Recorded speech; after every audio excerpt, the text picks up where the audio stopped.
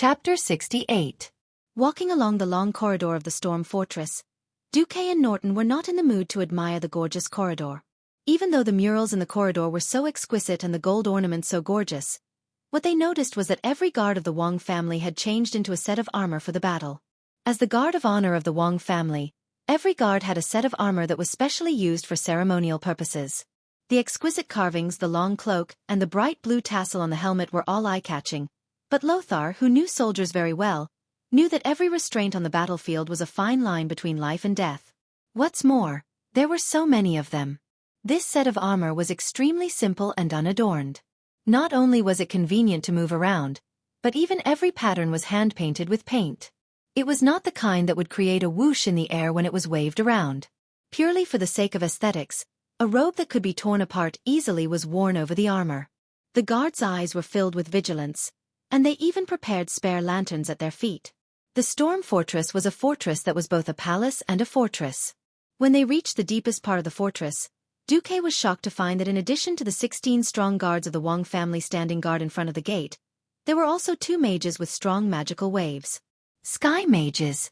Sky mages were actually here to guard the gate. One could imagine how much Mediva's move had agitated Lang. Seeing that Bolvar had brought Xueqi and Norton over, one of the guards took out 2 scrolls.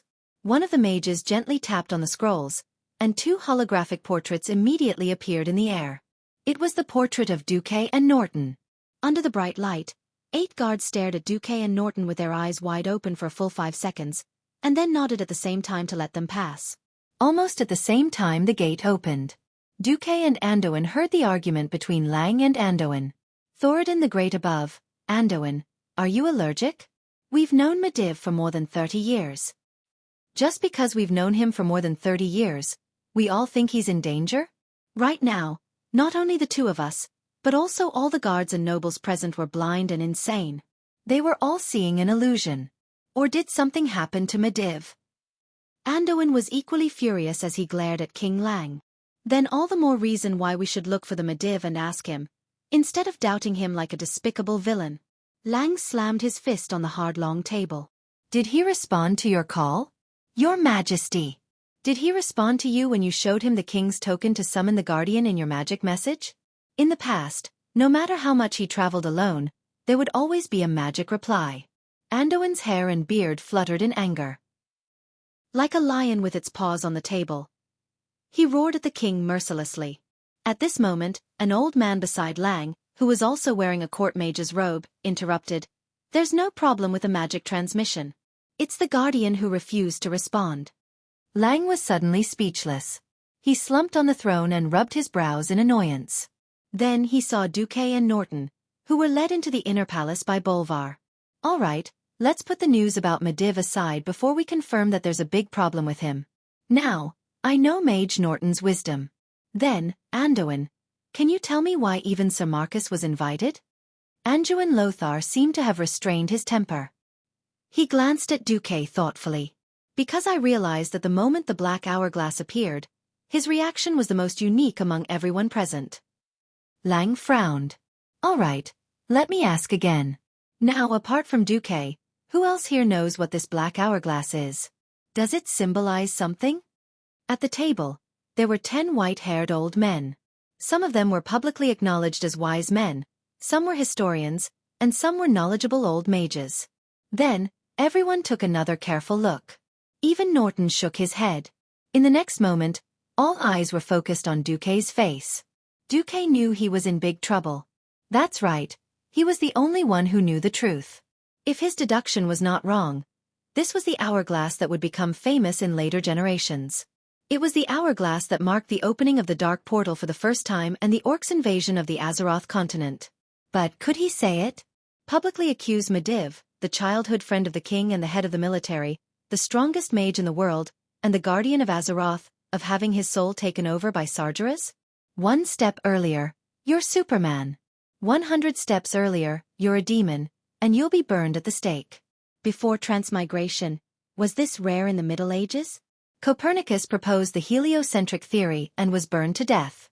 If he, Xueqi, was burned at the stake, who could guarantee that he wouldn't be discovered after his resurrection? Wanted by the 7 kingdoms at the same time? After thinking for a long time, Xueqi raised his head and said in a low voice, "The moment I saw the hourglass, I saw an illusion." Illusion? What illusion? At this moment, Xueqi invited the Oscar to possess him. At this moment, Xueqi was a fraud. He was a prophet. His voice became ethereal and ethereal. Ominous. Death and war. Everyone knew that this hourglass was evil. But death and war, these two words were serious. How long had it been since there was a real war on the continent? In the north, there were conflicts with the trolls every year. Most of them were small conflicts with a few dozen people. Sometimes, a sentry post was smashed or a border station was attacked. But there were no battles with more than 1,000 people. Why did Xueqi mention the word war? The illusion I saw only lasted for a short moment. It was a heroic Stormwind soldier being smashed into meat paste by a huge monster with a hammer larger than my body. As soon as Xueqi finished speaking, an old man mocked. "Are you sure you didn't see your Naga?" This was already a personal attack. Xueqi immediately put him on the Brando family's kill list, but his tone was still humble. "I'm sorry, it was a giant monster with 2 arms and 2 legs, just like you. But you can only reach his waist." Without saying anything more, Xueqi bowed to the king. If not for the Mediva's insolence, this would have been a slander. Lang looked at Anduin, but Anduin spread out his hands. "Look, I'm not the only one with such a premonition of danger." At this time, Bolvar for Dragon also stepped forward. "I'm sorry, Your Majesty. Please forgive me for being blunt." "Speak." At that moment, I also felt Mediva's contempt and hostility towards Your Majesty and the entire kingdom. Chapter 69. Lang knew Bolvar well. He was a righteous, self-disciplined young man who could be called a model of chivalry. As an important minister of the kingdom, Bolvar's attitude was also very important. Ryan nodded a little dejectedly. "Well, if there's no new opinion, then everyone except the cabinet members, please leave first. Our cabinet is having an emergency meeting." Xueqi and the fellow who was staring at him, and the group of people who were not part of the kingdom's core power left under the escort of the guards. Xueqi was no longer concerned about the outcome of the discussion between King Lang and his ministers. Walking out of the storm fortress, Xueqi looked up in the cold night wind and saw a huge statue not far from the storm fortress. It was a statue of the guardian of Azeroth, Mediv. It was built to commemorate the great Mediva's 20 years of guarding Stormwind. Ironically, the guardian of the entire kingdom and the world was now about to become the culprit behind the destruction of the world. As the person who was about to witness this scene, Xueqi also felt a spicy taste in his mouth. Old Norton came to Xueqi's side. Just as he was about to say something, Xueqi said, "Let's go, I still want to continue to ask for advice on how to advance to a Sky Mage." "Xueqi, aren't you a little too anxious?" Xueqi shook his head and did not speak. Because the system elf had determined that there were exactly 100 days left before all the sand in the black hourglass was emptied. Perhaps it was because of Xueqi's transmigration that history had changed greatly, and the incident at the dark portal had been brought forward. Xueqi did not have much time left. In the depths of the storm fortress behind Xueqi, the king and his ministers were red in the face, but there was no constructive result. 3 days later, Xueqi suddenly received a secret summons from the king. In the secret guest room of the storm fortress, there were only 5 people in the room. King Lang, Anduin, Bolvar, and an old mage who was probably the guard. The young Bolvar for Dragon was the first to speak. "Sir Marcus, I would not have told you this, but Lothar insisted on asking your opinion. I hope you will not disappoint us." Xueqi nodded in understanding. He knew very well that among the big shots of the kingdom, a small mage like him would not have the right to speak. At the end of the day, in their eyes, the overly young Benjamin was just a rookie, a mage who knew how to earn some money. He was not an important figure. The only reason why he was summoned here was because of his prophecy illusion, that was like a fraud. Anduin's eyes were still bright, but there were dark circles around his eyes that could not be concealed. King Lang and Bolvar were about the same. They probably hadn't slept well. Anduin placed his hands on the table and said in a low voice, "Things are developing in the worst direction." On that night, we sent out a total of 3 waves of messengers. The first wave was 3 messengers carrying the kingdom's flag and riding griffins. Then, they were struck by lightning with their griffins, and their charred corpses were found in front of Karazhan by the second wave of messengers. At this point, Anduin gritted his teeth and continued. To be on the safe side, the third wave of messengers was divided into two teams and followed far behind the second wave. They saw with their own eyes the second wave of messengers being turned into minced meat by magic missiles shot from the tower. At that time, the messengers shouted as they marched, and at the same time, they held up the king's token to summon the guardian. It was a special magical ring. It was impossible for Medivh not to sense the messengers. Bolvar continued. Then, Medivh allowed the third wave of messengers to send people to drag back the broken bodies of the second wave of messengers. At this time Lang, who was sitting on the throne, clenched his fingers and pressed them against his forehead. The worst-case scenario is that our guardian becomes our greatest enemy. Apart from notifying the Tirisful Council, we have no other choice. Anduin slammed his fist on the table, making a loud noise. We don't even know what happened to Medivh. If he wanted to destroy Stormwind, he could do it alone. But why did he do such a thing? Of course, Xueqi knew the reason. The demon king Sargeras wanted to vent his 10,000 years of resentment. For 10,000 years, he had failed to invade Azeroth many times, and even had his body destroyed by Medivh's mother, becoming a lonely ghost. Simple torture and killing could no longer appease the demon king's anger. Sargeras not only wanted to completely destroy the reputation of the guardian Medivh and the Tirisful Council, but he also wanted the whole world to crawl under his feet in despair and fear. These 100 days were the entertainment time for Sargeras to torture the people of Stormwind. To be precise, this was just the appetizer before the beginning of the destruction. Lang walked down from the throne and patted Anduin's shoulder gently to calm his anger. Xueqi, we asked you to come, firstly to ask if you have seen anything else. Secondly, Anduin said you are very resourceful. After all, it's impossible for the kingdom to do nothing in the face of such a threat. Is there a way to successfully prepare for the possible crisis without causing panic among the people?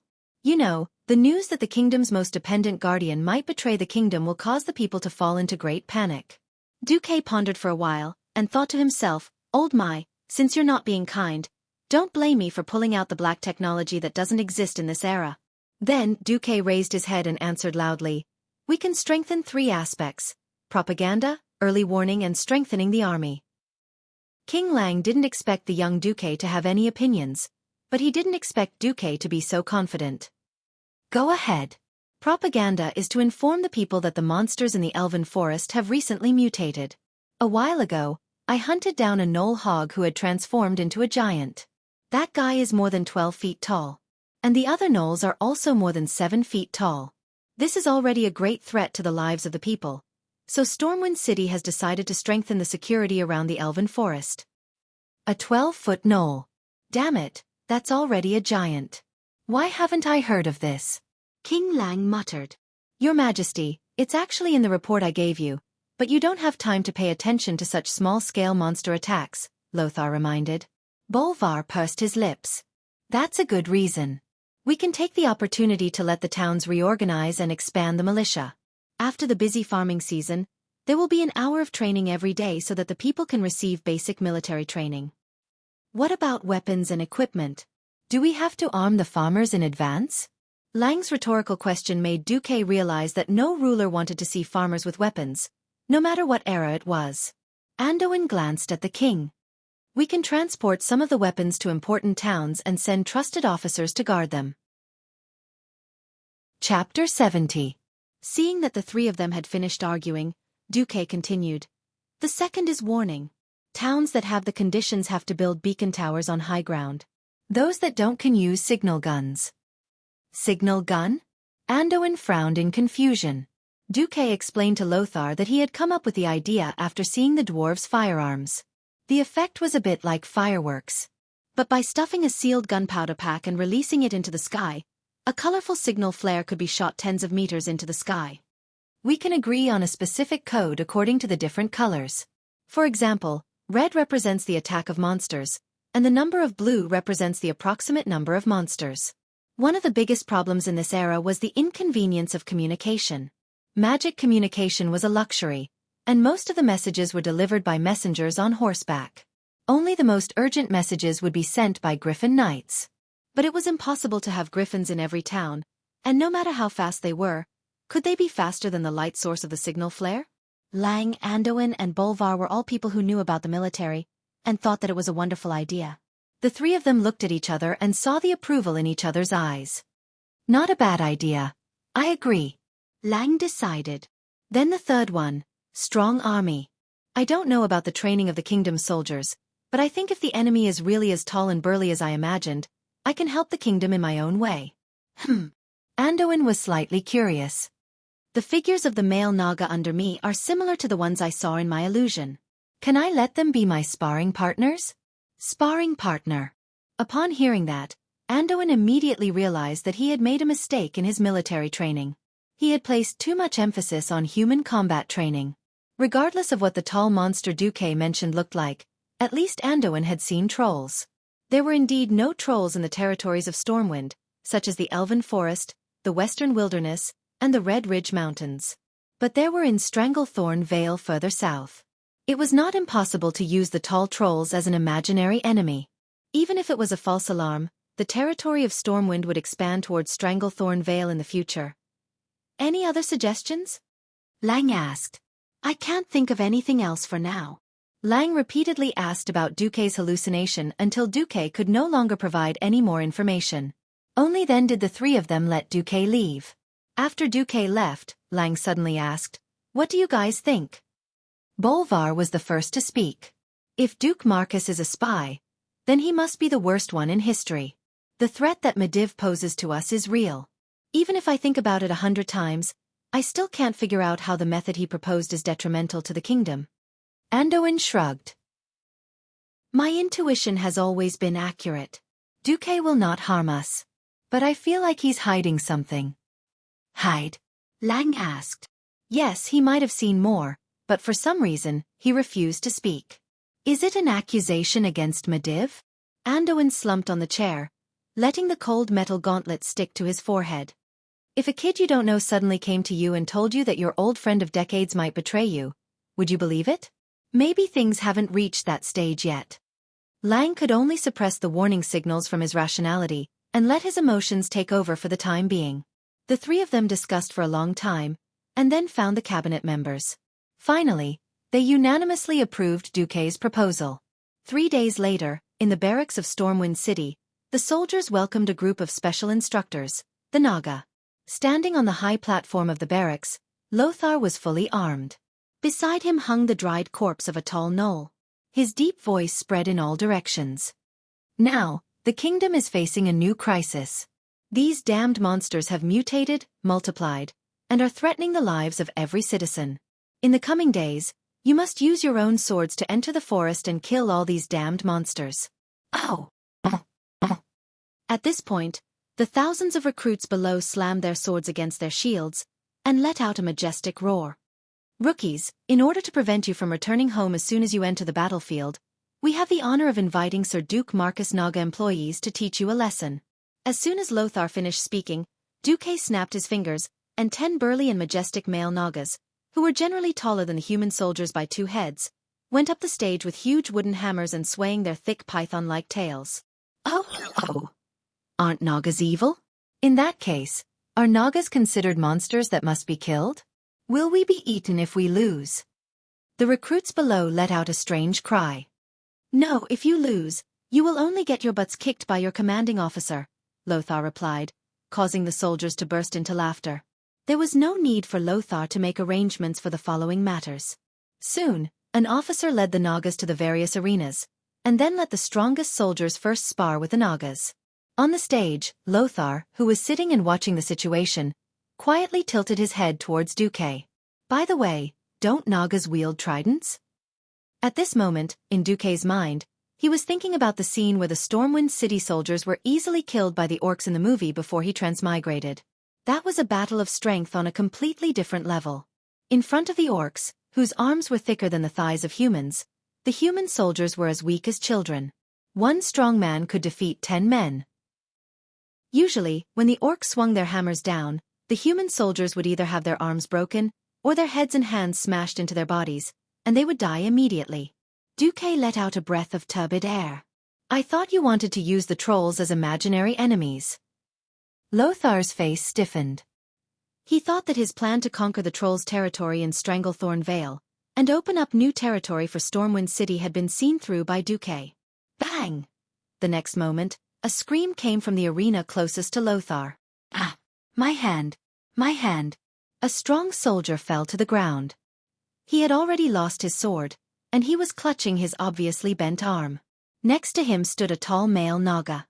In the face of the massive number of hostile humans around him, the Naga seemed to be at a loss. Stop! Everyone stop! Anju and Lothar immediately realized that there was a problem. He jumped off the stage and dashed over. At the same time, Xueqi also followed. The male Naga looked aggrieved. I only used half of my strength. It's okay. Xueqi patted the Naga's arm lightly. Damn it! You clearly wanted to kill Ladakh. A recruit roared angrily. Chapter 71. Enough! Shut up, all of you! Anduin roared like a lion, and the entire place fell silent. He looked at the four extremely thick arms of the Naga, the huge body, and the big wooden mallet that was obviously used to build a house. Anduin suddenly understood a lot. Send the injured to the healing priest first. I'll go first. Lothar's reputation in the army was unparalleled. Seeing that their boss was going to test it out personally, the soldiers immediately fell silent. At this moment, Xueqi patted Naga's arm and said loudly, "The one in front of you is one of the strongest human warriors. Attack with all your might, or you'll be killed. Don't say I didn't remind you." Lothar did not care about Xueqi's words at all, and instead grabbed a standard long sword and shield that the officer next to him handed over. He weighed them in his hands before getting into a fighting stance. Come on! Naga, attack me like how you attacked that soldier just now. Before Naga attacked, Lothar had plenty of time to spare. Even when he saw the sinister smile on Xueqi's face, he did not care. He did not care when Naga swung his tail and pounced forward at high speed. He still did not care when Naga raised the sledgehammer high up. It was because Lothar had absolute confidence in his martial arts skills. It was a simple blow to the head, and the posture was not smooth. Even a farmer who chopped firewood every day could do it better than this Naga. Seeing this, a faint smile appeared on Lothar's face. His well-honed night cultivation allowed him to raise his shield naturally. However, in the next moment, Lothar's smile stiffened. Fast! It's too fast! Under the tremendous force beyond human imagination, Naga's hammer let out a shrill howl. If it was really hit, not to mention Lothar, even the armor Lothar was wearing would turn from a tin can into a lump of iron. Lothar immediately understood that he definitely could not block it. In fact, no human could easily block such a blow with a shield. He was originally standing in a T-stance, and the good sense of distance made him jump back instantly.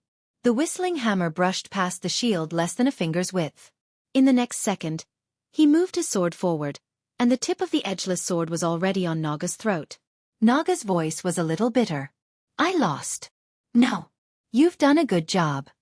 At this moment, Noxus realized that he was sweating profusely, and his inner armor was completely drenched. He was an excellent warrior and a top-notch commander. He immediately realized where the problem was. This kind of one-on-one competition had a wide space for the warriors to display their skills to their heart's content. But what about on the battlefield? In that crowded place. It was very important to maintain the formation. There were only 10 Nagas now, but if there were 100 or 1,000 Nagas swinging their hammers at the same time, it was obvious that the soldiers in the first row of the army formation would all kneel in an instant. Just imagining the scene of such a simple and violent instant kill made Noxus shudder. The soldiers around him were all cheering, but Lothar's eyes almost lost focus. In front of such a huge monster, humans seemed so weak. What to do? What should I do? What to do? Noxus was almost roaring in his heart. He really couldn't accept the fact that the soldiers he had painstakingly trained would be slaughtered like melons and vegetables in front of this monster.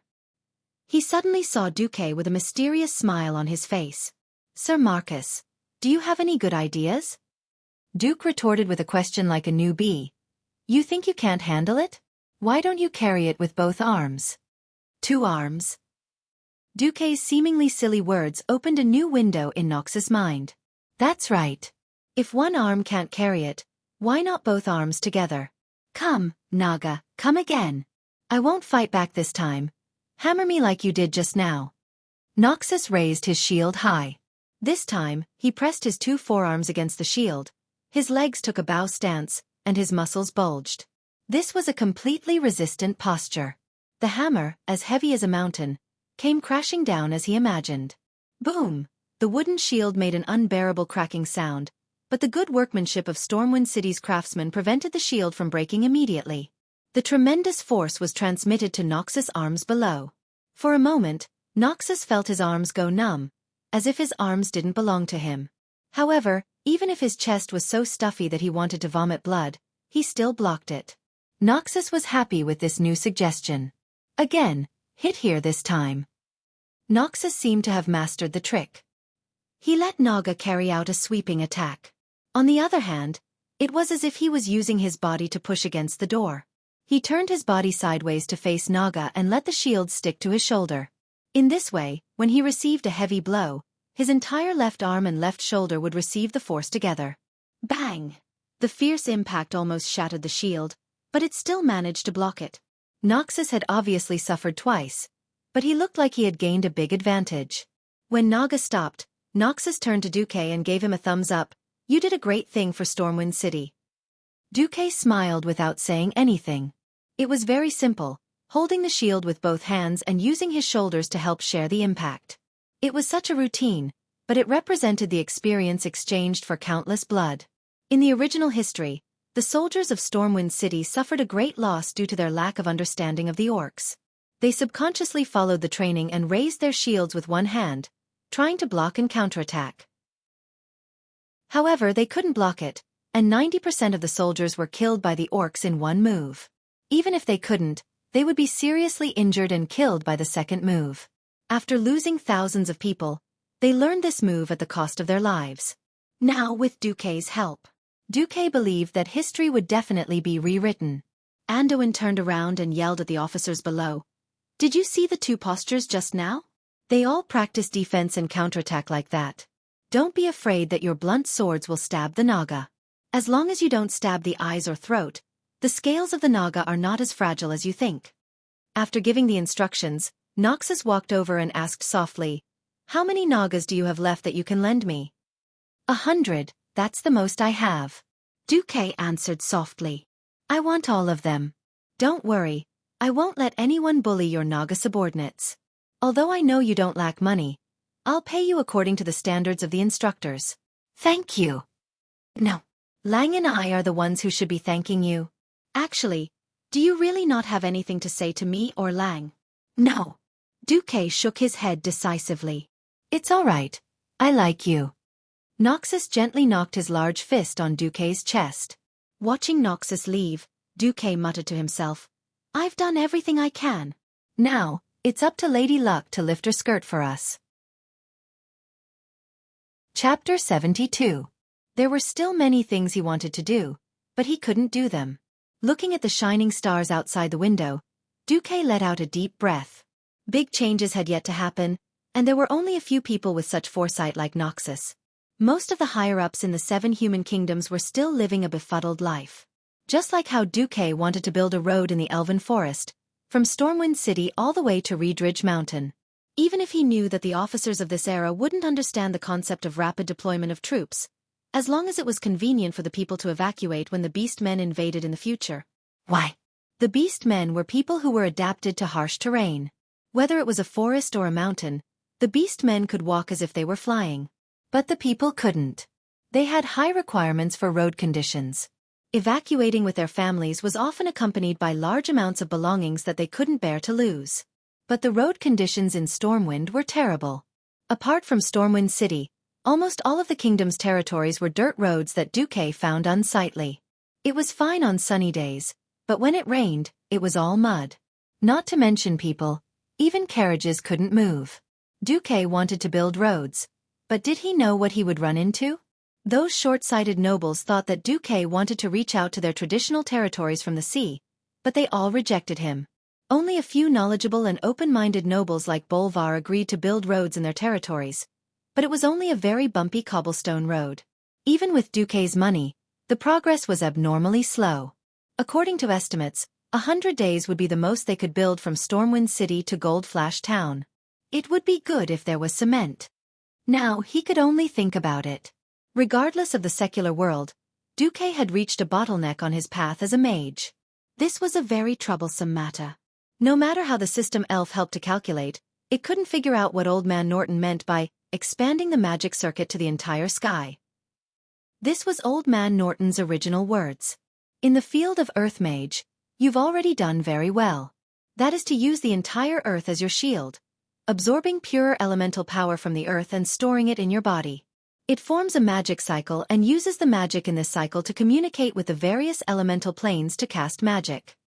Even though your magic circuit can be successfully connected to the elemental world, and your circuit foundation is at the best level, you won't be able to advance until you understand the meaning of Sky Mage. By the way, the magic power you use to contact the elements realm has been diluted by spells. If you don't control the inflow of elements from the elements realm, your body will be burnt in a split second. After the old man said so much in one breath, Xueqi could finally ask, "Does that refer to the high concentration of magic power?" Norton shook his head. Yes and no. Concentrated, high-quality mana was indeed an important indicator of an Earth Mage becoming a Sky Mage.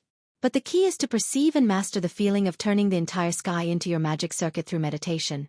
You're still young. You shouldn't be so anxious. Xueqi had no choice but to be anxious. There were still 3 months until the Door of Darkness incident. Expanding Stormwind's strength was the right thing to do, but his own strength was equally important. This didn't just involve his future status in the world, but also a series of follow-up problems. For example, who would fight Gul'dan in a magic battle? Who was Gul'dan? The orc warlock Gul'dan could be said to be the first super boss in the Door of Darkness incident, second only to Medivh. Gul'dan was previously the chief of the Storm Marauder clan on Draenor planet where the orcs lived. Originally, Gul'dan was just a shaman among the orcs, but his mastery of the shaman doctrine quickly surpassed his mentor, the shaman Zul.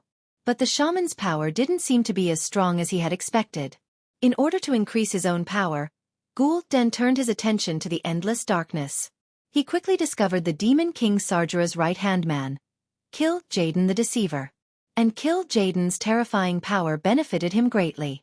Gul'dan learned the skills of the demons, and after combining the power of the shaman with the power of the demons, he became the first warlock in the history of this world. Gul'dan brought this magic into the tribe, turning the orcs into war machines that thirsted for chaos and destruction. He also fed the demons' blood to the orc army, letting the orcs massacre the Draenei. Gul'dan's continued growth in power brought him to a higher position in the tribe. 800 years later, Medivh, who was possessed by Sargeras, appeared in a dream to this orc warlock from Draenor planet. Together, the two of them opened the portal Door of Darkness that linked Azeroth and Draenor. It was to teleport the orcs to planet Azeroth. In the original history, Stormwind City's Royal Magic Academy lost miserably, and the entire Royal Magic Academy was almost completely wiped out. The winner was naturally the Orc Shadow Council ruled by Gul'dan. On the side of the Stormwind army, after Xueqi had done so many things, Xueqi believed that no matter how much Stormwind lost, it wouldn't be as bad as it was in the history before he transmigrated. But a magic battle. Not easy. Xueqi asked the system elf for help, but he only got a reply, "It's unscientific, I can't do anything about it." How could one do something well? First, one had to set a goal, then find a way to reach the goal, and finally put in effort, constantly making corrections, constantly solving problems before reaching the goal, and finally reaching the goal. Now, Xueqi knew that his goal was to become the strongest mage, but he didn't know the process to reach this goal. He lacked information. And the books of Stormwind City's Royal Magic Academy couldn't meet his needs at all. Rubbing his eyebrows, Xueqi whispered to himself, "Looks like I still have to rob Karazhan." Yes, Karazhan. Medivh's lair. If this world's history was still within the 80%, after the Door of Darkness opened, there would be a chance to raid Karazhan. As long as he got rid of the chaotic Medivh and kicked Sargeras back into the abyss, then Xueqi would have the chance to get Medivh's treasure. In the original history, Khadgar, the traitorous dog, after getting rid of Old Max, followed a mage organization called the Violet Eye and took away Medivh's treasure and all the precious books, sending them to the Dalajan that he was truly loyal to. The result? With the fall of the Dalajan, a large number of Medivh's magic scrolls and books were lost. Sigh, let's not think about that first. There were still 3 months left, and he couldn't waste it all. If he met a warlock who played with demonic magic, it wouldn't be good if he lost even more of his moral integrity. Xueqi decided to go into seclusion. Chapter 73. The earth of Draenor was rotting, and no normal plants could grow.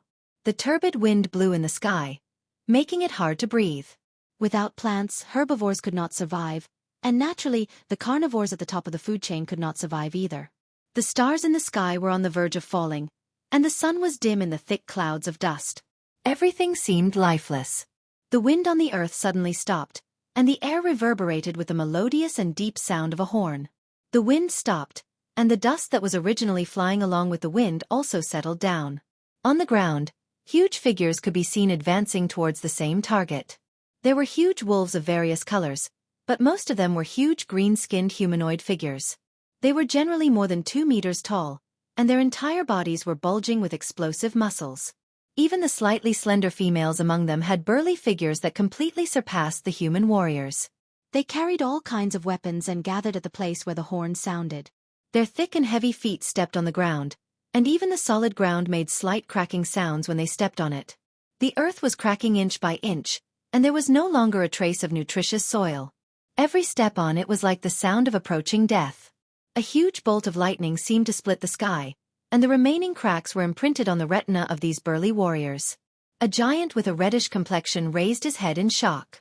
He saw that in the gloomy sky, the mud-like clouds were slowly flowing towards the target. This is Durotan. There's no need to look. That must be Gul'dan's spell. Durotan opened his eyes, and in his pure blue pupils was a reflection of a nearly straight tornado. It was as if the energy of the entire world of Draenor was converging there. As the chief of the Orc Frostwolf clan, the young Durotan had an incomparably strong body. On that strong body that was like a small mountain, it was covered with the most typical orc-style accessories. 2 large braids were combed well and hung down in front of his chest. On his 2 arms that were thicker than a cow's leg, there was a ring of animal tooth ornaments of various sizes. Around his waist was a white leather belt that was thick enough to cover his entire belly. Durotan was carrying a huge axe that was as big as half a door of a human house. Beside him was his beloved white wolf, which was as big as a water buffalo and weighed at least 400 kilograms. Durotan wriggled his mouth, and the 2 protruding fangs in his lower jaw emitted a crisp metallic sound as they were pierced by decorative iron rings. Orgrim, I feel that the destruction of the world has something to do with Gul'dan. Durotan's good friend, Orgrim Doomhammer, who would soon become the great chief of the orc tribe, tilted his head and said, I don't think a single orc can destroy a world. Orgrim's body wasn't as burly as Durotan's. Just by looking at his figure, he was half a size smaller. However, if any orc neglected the square-headed iron hammer in his hand, which was larger than most orcs' torsos, they would definitely pay a heavy price. Orgrim's body was also covered with all sorts of orc accessories. The fangs hanging on his body were a type of decoration, but also a symbol of his bravery. Only an orc warrior who had killed a ferocious monster by himself could cut off the monster's fangs and hang them on his body. In this aspect, Orgrim was not inferior to Durotan. Both of them were renowned warriors among the orcs. As they got closer to their destination, Durotan saw more and more orcs. These elite warriors from different clans were either beating their own chests or letting out sky-shaking roars, displaying their bravery in all kinds of ways. Some of them were even slightly exaggerated, and naturally, they were wrestling with those who were not pleasing to their eyes. The entire gathering place was like a huge arena. The Warsong tribe, Blackrock tribe, Shadowmoon tribe, Shattered Palm tribe. Almost all the large tribes are here. Orgrim continued, Of course the world is ending. If we don't want to follow the world to its end, we can only respond to Great Chief Blackhand and Gul'dan's call. While the 2 of them were talking, many beast men noticed Durotan. Many orcs' pupils suddenly shrank, and the crowd filled with fighting spirit became restless. The gathered orc warriors parted like water splashes, or perhaps like a retreating tide. The orc warriors opened up a path for the 2 warriors, who were wearing tusk ornaments all over their bodies. At this time, an even taller and more burly figure appeared on a rough wooden platform not far away. It was a huge orc wrapped in heavy iron armor. The huge warhammer covered in dried blood showed off his bravery. His iron-blooded face seemed to tell the other orcs that he also had a heart of steel. His aura when he appeared was like a giant battle axe, forcibly splitting apart the wild and unruly crowd of orcs. Those who retreated a few steps too late were suffocated by the murderous aura that was filled with the smell of blood, and their chests shrank as they exhaled, almost losing the courage to bounce back. Oh, Frostwolf tribe. Go look for a place in the south. In the tribe, the only one who could suppress the heroic Frostwolf chief in terms of aura was the great chief Blackhand, nicknamed the Destroyer. Durotan and Orgrim simultaneously punched their left chests with their right fists to show respect to the great chief. But Blackhand didn't even look at Durotan as he left. After settling down the Frostwolf tribe, an hour passed. In front of the huge stone gate that was a few hundred meters tall, there was a call to assemble. Woo woo, woo woo woo. The long horn sounded as if it came from a long, long time ago. It was as if it was announcing that the world that the Draenei called Draenor was about to perish. It was also as if it was blowing the horn of a new war. Most of the orcs didn't think that much. They only knew that it was Gul'dan gathering the orcs in the name of Great Chief Blackhand. The green orcs surged towards the wide-open space in front of the huge gate. The tall and sturdy figure easily squeezed the empty space until not even a drop of water could trickle through. The weaker orcs couldn't even get close to the gate. Those who lacked strength and stamina would naturally be pushed to the outermost circle. On the stone steps in front of the huge gate that was dozens of meters tall, a hunchbacked orc in a black robe slowly walked into the sight of tens of thousands of orcs, holding a skull staff. There were even a few huge bone spikes sticking out of his back, and there were even a few dried skulls stuck on them. His figure wasn't huge, but no orc would ignore his existence.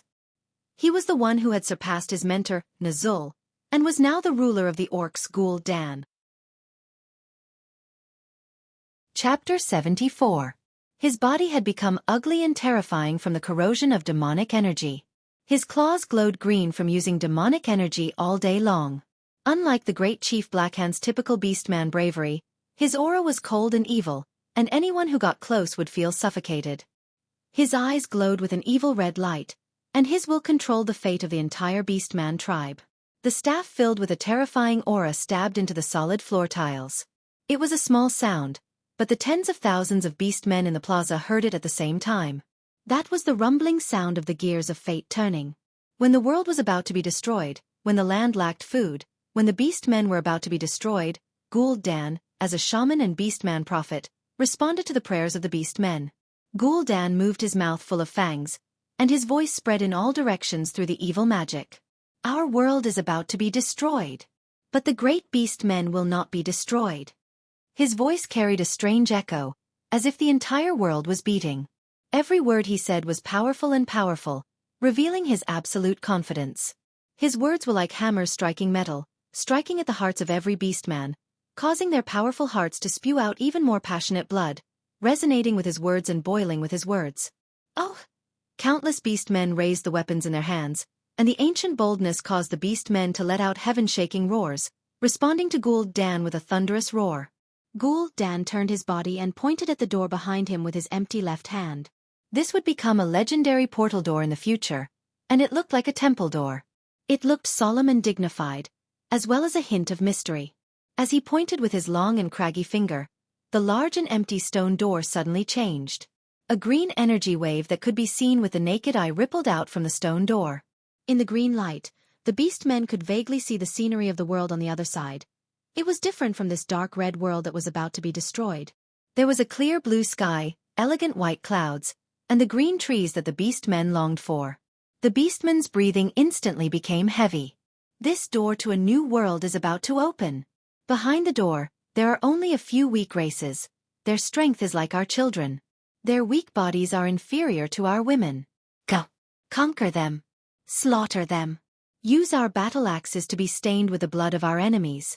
Use our bravery to fight for a new sky for our tribe. Under the influence of the evil demon's blood, most of the orcs had already become extremely warlike and crazy. After defeating the Draenei in battle, the orcs' confidence reached its peak. Oh! The deafening shouts and the shockwaves were enough to overturn the entire sky.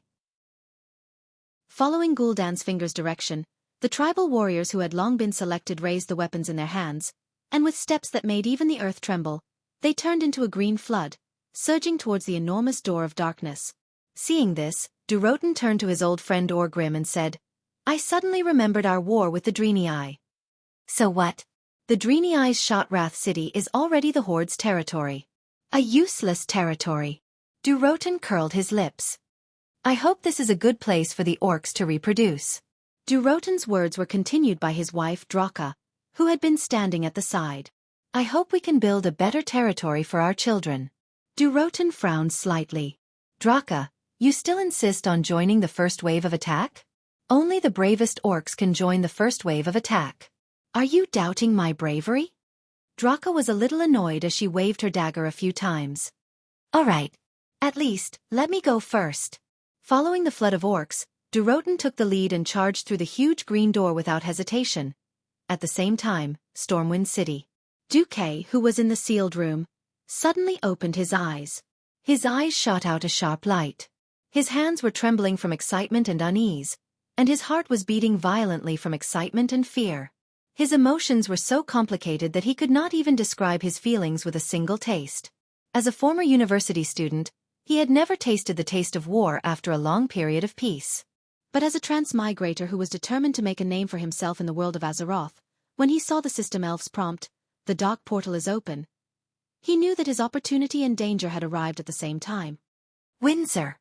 Makarov. For the first time in 3 months, Xueqi's voice could be heard from outside the door. The two of them, who had been eating and drinking in the outer hall for the past few days, were instantly energized. After knocking on the door and entering the room, they saw Xueqi with messy hair and a long beard. His appearance was dispirited, but his eyes were unusually bright. Ever since he became Xueqi's follower, Windsor had more than once wondered if Xueqi was a terrifying, ambitious person. He looked left and right, and felt that it was a pair of eyes that thirsted to prove themselves and achieve something. Windsor could not help but feel a chill in his heart. Xueqi's clear and firm voice rang in their ears.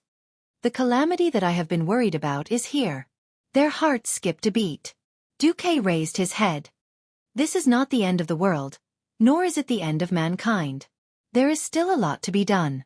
I will prove to you, to all of Stormwind, and even to all mankind that my preparations over the past year have not been in vain.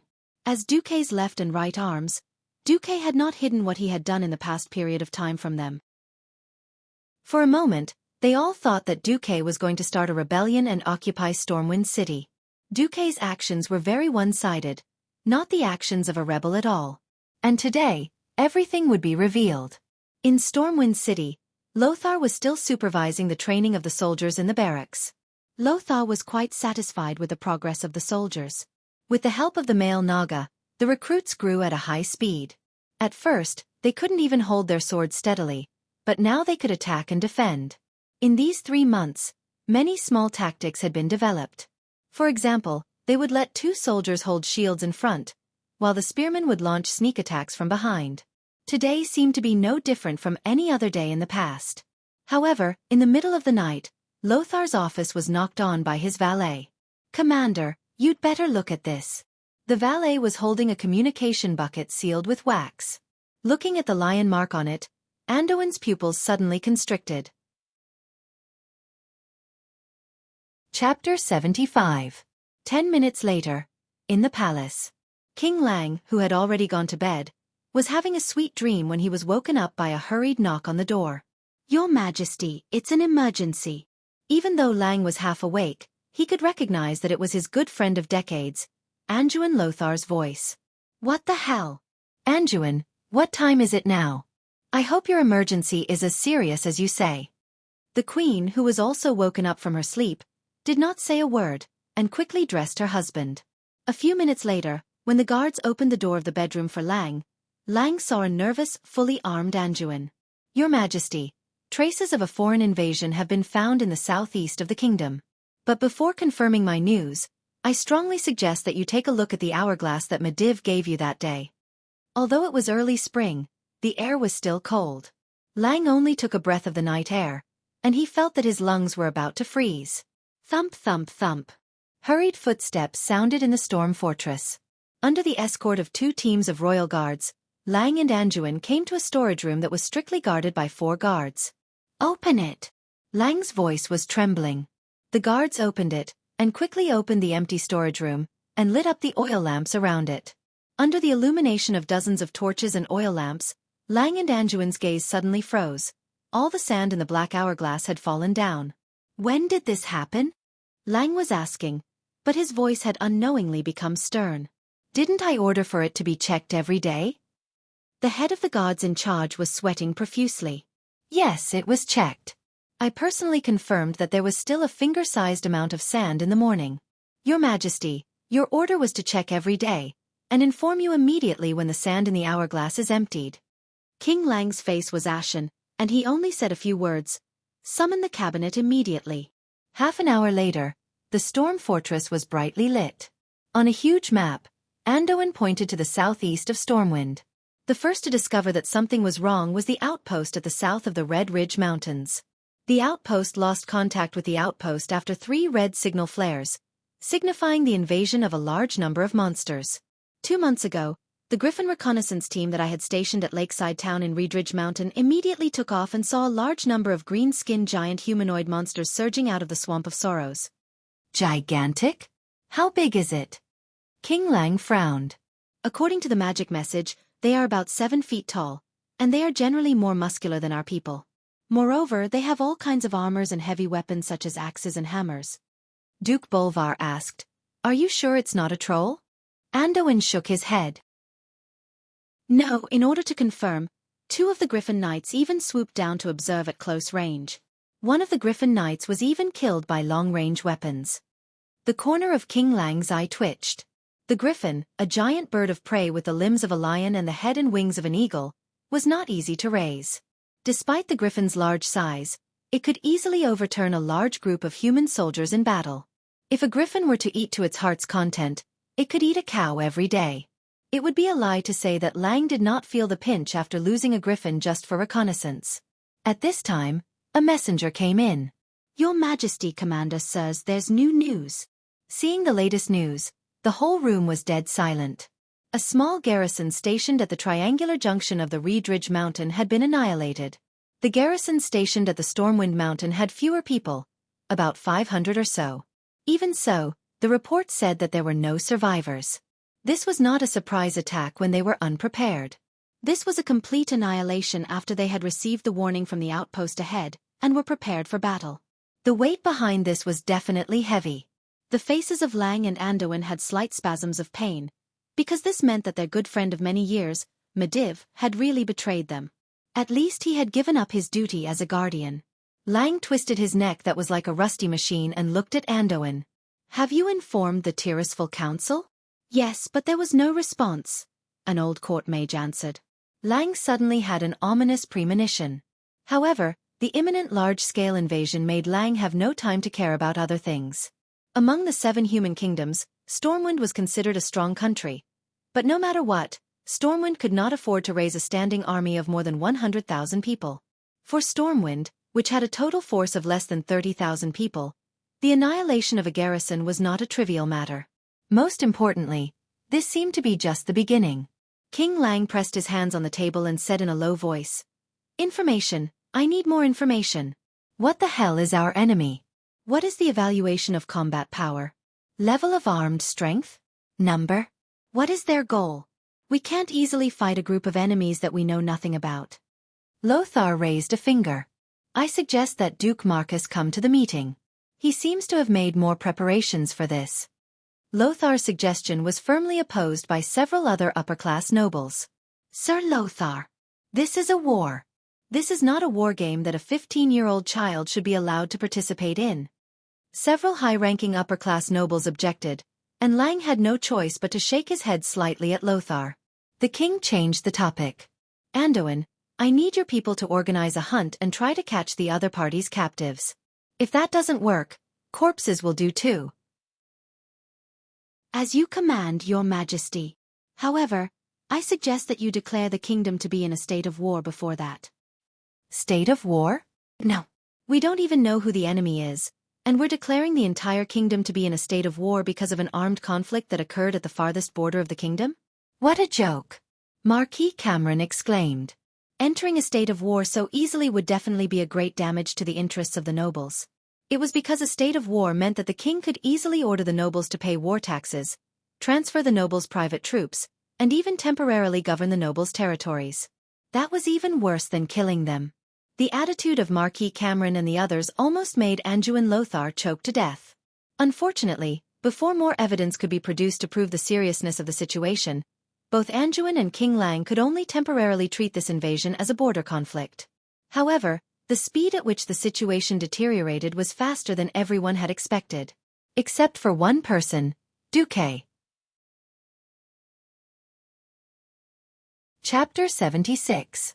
Xueqi had asked himself countless times why Stormwind City could not defend even with the elite soldiers taught by Lothar. Was it because Lothar was forced to attack Karazhan at a critical time? Or was there another reason? After traveling to the world of Azeroth for so long, Xueqi finally understood something. Because the 7 human kingdoms all implemented the incomparably stupid aristocratic enfeoffment system, some things were destined to be irreversible. Unlike any centralized country, the backward enfeoffment system had its inevitability. In this era where transportation was incomparably bad, it was practically impossible to gather troops in one place and have food and supplies from all directions. Just transporting the food over, the terrible soil and wet weather were enough to waste half of the food. In order to avoid excessive food loss, countries often arranged troops in various regions for the various nobles to provide for themselves. The king only had the right to order a certain noble when and where, according to their rank, how many troops they had to send, what equipment they had to use, where to go, and where to attack. However, the king could not order the knights under a certain noble to do anything. This was the so-called vassals of the king's vassals, not the king's vassals. While the king had the right to order the nobles to do something, the nobles could also use their own troops to influence the king's decisions. The orcs had invaded, and like a plague, they spread across the entire eastern kingdoms of the world of Azeroth. From the beginning, when some of the nobles insisted that this was making a mountain out of a molehill and requested more information, the situation was like an express train heading straight to hell, falling straight down. 3 days later, the only thing the higher-ups of Stormwind knew about the orcs was that they had brought back an extremely majestic corpse in a griffin. Other than that, what did the orcs know? How strong were they? How many people did they have? Where were their targets? Stormwind knew nothing about this.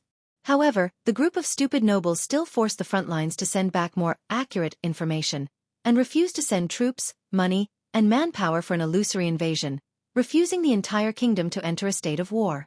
The endless wrangling with the nobles in Stormwind's stronghold made Lang and Andad tired both physically and mentally. When all the blockhouses near the triangular junction between the Elven Forest and the Red Ridge Mountain were captured by the orcs, the nobles panicked. Not only did this mean that Stormwind had lost its connection and control over its eastern territory, the Red Ridge Mountains, but it also meant that once the orcs broke through the Red Ridge Mountains, they would be able to enter the richest region of Stormwind, the Elven Forest. Compared to the precipitous terrain of the Red Ridge Mountains, the Elven Forest that was situated on the plains was truly without any danger to defend. In the tens of thousands of square kilometers of Elven Forest, there were more than 100 human settlements. If the orcs wanted to, they could completely ignore the defenses of the human towns and cities. They could first divide and surround the towns and cities, then annihilate them one by one. These settlements were the fiefdoms of the nobles in Stormwind, and where their core interests lay. We must not let those damned beasts invade the kingdom. Yes. In order to protect our homeland, we will fight to the last man. For Stormwind, for Azeroth. Fight. The nobles who had been slow to react suddenly came to a consensus within an hour. They unanimously requested King Lang to organize a battle at the mountain pass of the Elven Forest into the Red Ridge Mountains, and use the dangerous mountain gorge to stop the orcs from further invading. After finally sending the nobles away, Lang slumped on the throne and asked Anduin in a weak voice. In this empty and huge inner court, there was only him and Lothar, the king and the minister. What do you think of this battle? Your Majesty, I am not optimistic. According to the intelligence, those huge green beasts are very good at fighting in the mountains. I do not think that they can be stopped by just relying on the terrain. Then what should we do? Let them invade the Elven Forest and destroy the essence of the whole kingdom? Hell, if Medivh is here. God. Why do I always forget that he is the culprit of this incident? Lang covered his face in pain. Actually, I think we should ask for Xueqi's opinion. After all, the response from the front line is that the performance of the troops trained by the Naga is obviously better than the other troops, Lothar suggested in a low voice. He may have some smarts, but he is too young and his status is too low. Besides, the great nobles will not tolerate a little kid telling them what to do. Sigh. As the preparation for the war began, Anduin felt that Duque was more and more good. Before the troops arrived, the food and fodder arrived first. In order to mobilize the food needed by the army, Lang had to order the food of Stormwind City to be transferred to the front line near the Reed Ridge Mountains. However, the spring rain in March made the transportation of food extremely difficult. The transportation from Stormwind City to Goldshire Town was extremely smooth because of Duque's road construction. However, the road from Goldshire Town to the east of the Reed Ridge Mountains was so terrible that it made Lothar curse. The muddy dirt road almost paralyzed the entire transportation plan. A large amount of food, armaments, and various supplies were piled up in Goldshire Town and could not be transported out. Why is the road from Stormwind City to Goldshire Town so good, but the rest is so terrible? Due to the needs of the war, the Lion's Pride Inn in Goldshire Town had become Lothar's temporary command post. Lothar, who was looking at the map, slammed the table and cursed. At this time, a sergeant said in a low voice, "Originally, Sir Marcus was willing to fund the construction of the road from Stormwind City to the Reed Ridge Mountains and replace all the mud roads with cobblestone roads. However, among the nobles, only Duke Bolvar for Dragon agreed. In the end, only the section from Stormwind City to Goldshire Town was built." King Lang and Anduin were speechless at the same time, but there was a vague feeling in their hearts. Did that kid Duque even predict this? Impossible. On the 1st of April, which was later known as the first year of the Dark Portal.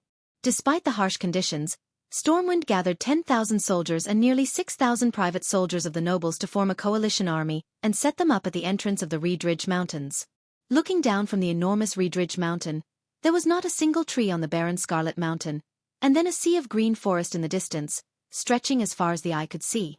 It was like a distant painting that could be expanded without limit, making everything seem very small in front of it.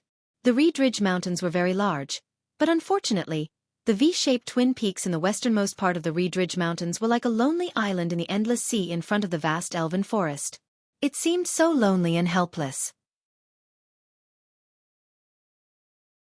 Chapter 77. Anduin Lothar stood on the peak of this isolated island. Looking at the newly built bunkers on both sides of the mountain path, Anduin was uncertain. He did not know how useful this temporarily built line of defense would be. "We've prepared a month's worth of rations, more than 150,000 arrows, and 1,000 spare sets of armor," the logistics officer reported to Anduin. But Anduin was restless because of this. There was nothing he could do about the lack of logistics. He could only hope that the weather would improve. "If we can drag it out until midsummer, the road should be much easier." However, the scene on the 3rd of April left the entire upper echelons of Stormwind speechless.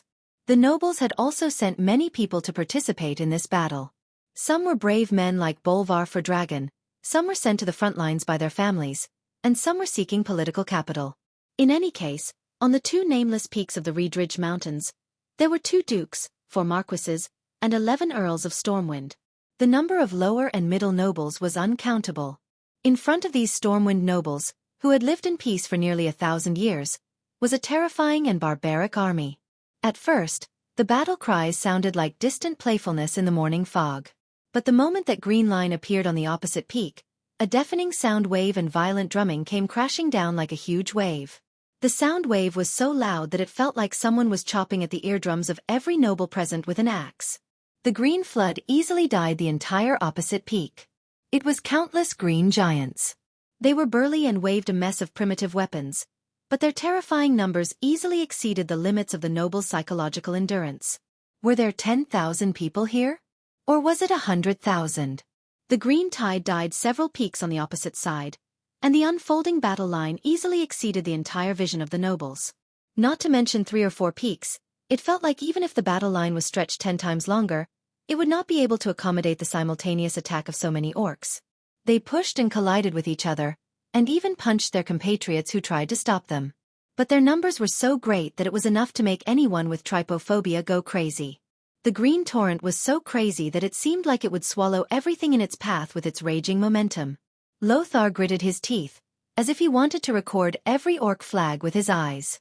Unfortunately, he could only copy the 3rd flag that looked like scribbles and could only give up. There were too many flags, and it was too messy. Even if the orcs were holding the same clan's flag, due to the poor craftsmanship, it looked like there were several clans' flags. Only the smart orcs could clearly tell which clan was which. There was a huge canyon between the V-shaped twin peaks and the opposite mountain. After repeated calculations, Lothar found that it was just within the range of human bows and arrows. Lothar was confident that he could turn that place into a death trap for his enemies. Now, Lothar's expression changed. The soldiers in the bunkers on the hillside had indeed shot out a large number of arrows, and the overwhelming arrows had indeed hit the orc vanguard. But the number of orcs that fell could be counted on one hand. Did the arrow miss? No. He hit the target. The bullet had hit the target without a doubt. But what did Lothar and the nobles see through the telescope? A bunch of crazy orcs. They saw with their own eyes that an orc had at least 20 arrows in his chest, shoulder and face. However, the green-skinned orc swung his arm in front of him as if he was shooing away a fly, forcibly sweeping away all the arrows or pulling them out and throwing them on the ground. His right eye was already blind, his flesh had been flipped open, and the arrowheads had hooked out large chunks of flesh, leaving more than 10 huge bloody holes the size of a wrist on his entire upper body. But the orc still charged forward crazily. He roared and rushed to a bunker, using his huge hammer that was several times bigger than a human head to smash the outer wall of the bunker made of bricks and stones. He dragged a wailing soldier out of the bunker and tore the soldier in half at the waist in front of the remaining defenders of the bunker. The soldier did not die on the spot. Amidst the orc's crazy laughter, the upper body that had lost its lower body crawled on the ground for a few meters before dying. This scene made Lothar and the nobles tremble. All the fortifications, like sandcastles on the beach, were all washed away by a huge green wave. Release the arrows. The orcs fought head-on. Falling rocks. Lothar saw with his own eyes that a rock the size of a millstone fell, about to smash an orc who was rushing up the mountain into meat paste. Do you know what happened? The orc used his arm that was thicker than a cow's leg to swing his fist and smash the big rock. The storm warrior who threw the stone was stunned. In that split second, the beast man had already crawled in front of the storm warrior. A huge and thick arm stretched out and grabbed the storm warrior's hair and head. The storm warrior's entire body was pulled out of the wall and thrown down the mountain. The orc who was laughing halfway up the mountain chopped the soldier in half with his axe the moment he passed by. This caused the orc to laugh even louder. The orcs were a bunch of bloodthirsty and warlike lunatics. Anduin Lothar's face turned green. He knew that anyone could see that the Stormwind army had to retreat. The battle was irreversible. Order the entire army to retreat. The order to retreat was not wrong. Any rational commander would know that there was no way they could fight in this situation. But how they would retreat was also a problem. If everyone scattered, the retreat would turn into a rout. Under the relentless pursuit of the energetic orc army, it would easily turn into a rout. In the end, there would only be less than 10% of the soldiers who would be able to return to Stormwind City. All the nobles fixed their burning gazes on Lothar's handsome but pained face. Lothar gritted his teeth and said, "The Griffin Legion will cover our retreat." On a blue flag with golden edges, a golden griffin held a sword in each of its hind claws. This was the Griffin Legion. Stormwind's first legion in the eastern part of the Elven Forest. Its history could be traced back to the descendants of Thoradin the Great. Stormwind's founding emperor had led his people south to the rich Elven Forest. It had participated in the First Stormwind War. At that time, the Elven Forest had not been as peaceful as it was today. At that time, there had been many trolls in the forest. It was the Griffin Legion's bravery that had driven the trolls south, past the Twilight Forest, and into the miasma-filled Stranglethorn Vale. This was a legion that had inherited the iron will of the founding emperor. But today, at this time and place, Lothar was going to bury them in this hopeless battle to cover their retreat. It wasn't because he wanted to preserve the damned private soldiers of the nobles, but because of the entire army. Only the Griffin Legion could complete the task of covering their retreat. Any general who knew how to use troops knew that no matter how badly an army was beaten, as long as a tenth of the old soldiers were left, the spirit of the army would be passed down, and their reputation would continue. But after seeing this scene, Lothar knew that the Griffin Legion would disappear forever. Its reputation and the history it was so proud of would all disappear in this dull red valley. Under the siege of tens of thousands of orcs, the human infantry, who were weaker in terms of stamina, speed, and agility, could not escape the pursuit of the orcs. Chapter 78. Above the mountain peak that represented the horizon in the distance was a dark gray sky. Under the thick dark clouds that almost covered the entire mountain peak, countless green orcs were crossing the mountain peak and killing their way out. The entire canyon was filled with the scattered limbs of the human soldiers, as well as weapons and armor that glowed with a matte luster. From the initial defensive battle, it had already turned into a scene of an apocalyptic massacre. Apart from the heavy-duty crossbows and a small team of mages that could cause relatively effective damage to the orcs, the human camp could not do anything to the orcs at all. The orcs smashed the pillboxes one by one like whack-a-mole, pulled out the human soldiers inside, and killed them one by one. The entire canyon echoed with the orcs' rude and arrogant laughter. Anduin Lothar, who was in the command post at the top of the mountain, turned pale. He turned to the commander of the Griffin Legion and said in a deep voice, "General Tom Seamus, bring your men and follow me. Stormwind needs a legion to cover the rear." After saying that, Lothar's tall body seemed even taller. Every noble present lowered their heads in shame. They were the ones who forced King Lang to fight a messy battle without knowing who the enemy was. They were the ones who let Anduin and the entire Griffin Legion die in order to protect their own territory.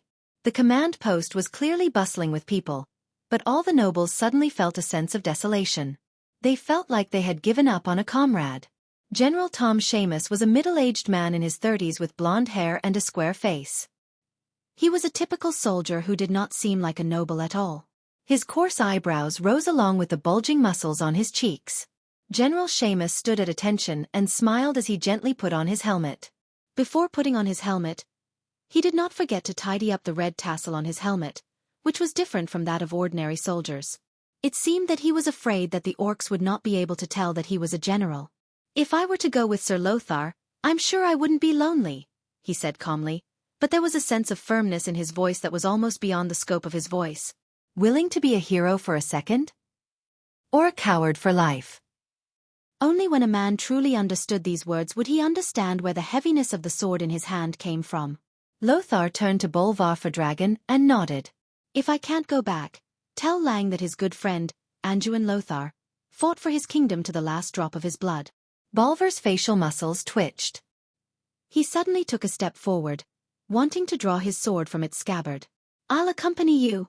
All of a sudden, Anduin's hand pressed down on Bolvar's wrist, preventing him from drawing his sword. "The war has only just begun. The death of a mere knight is enough.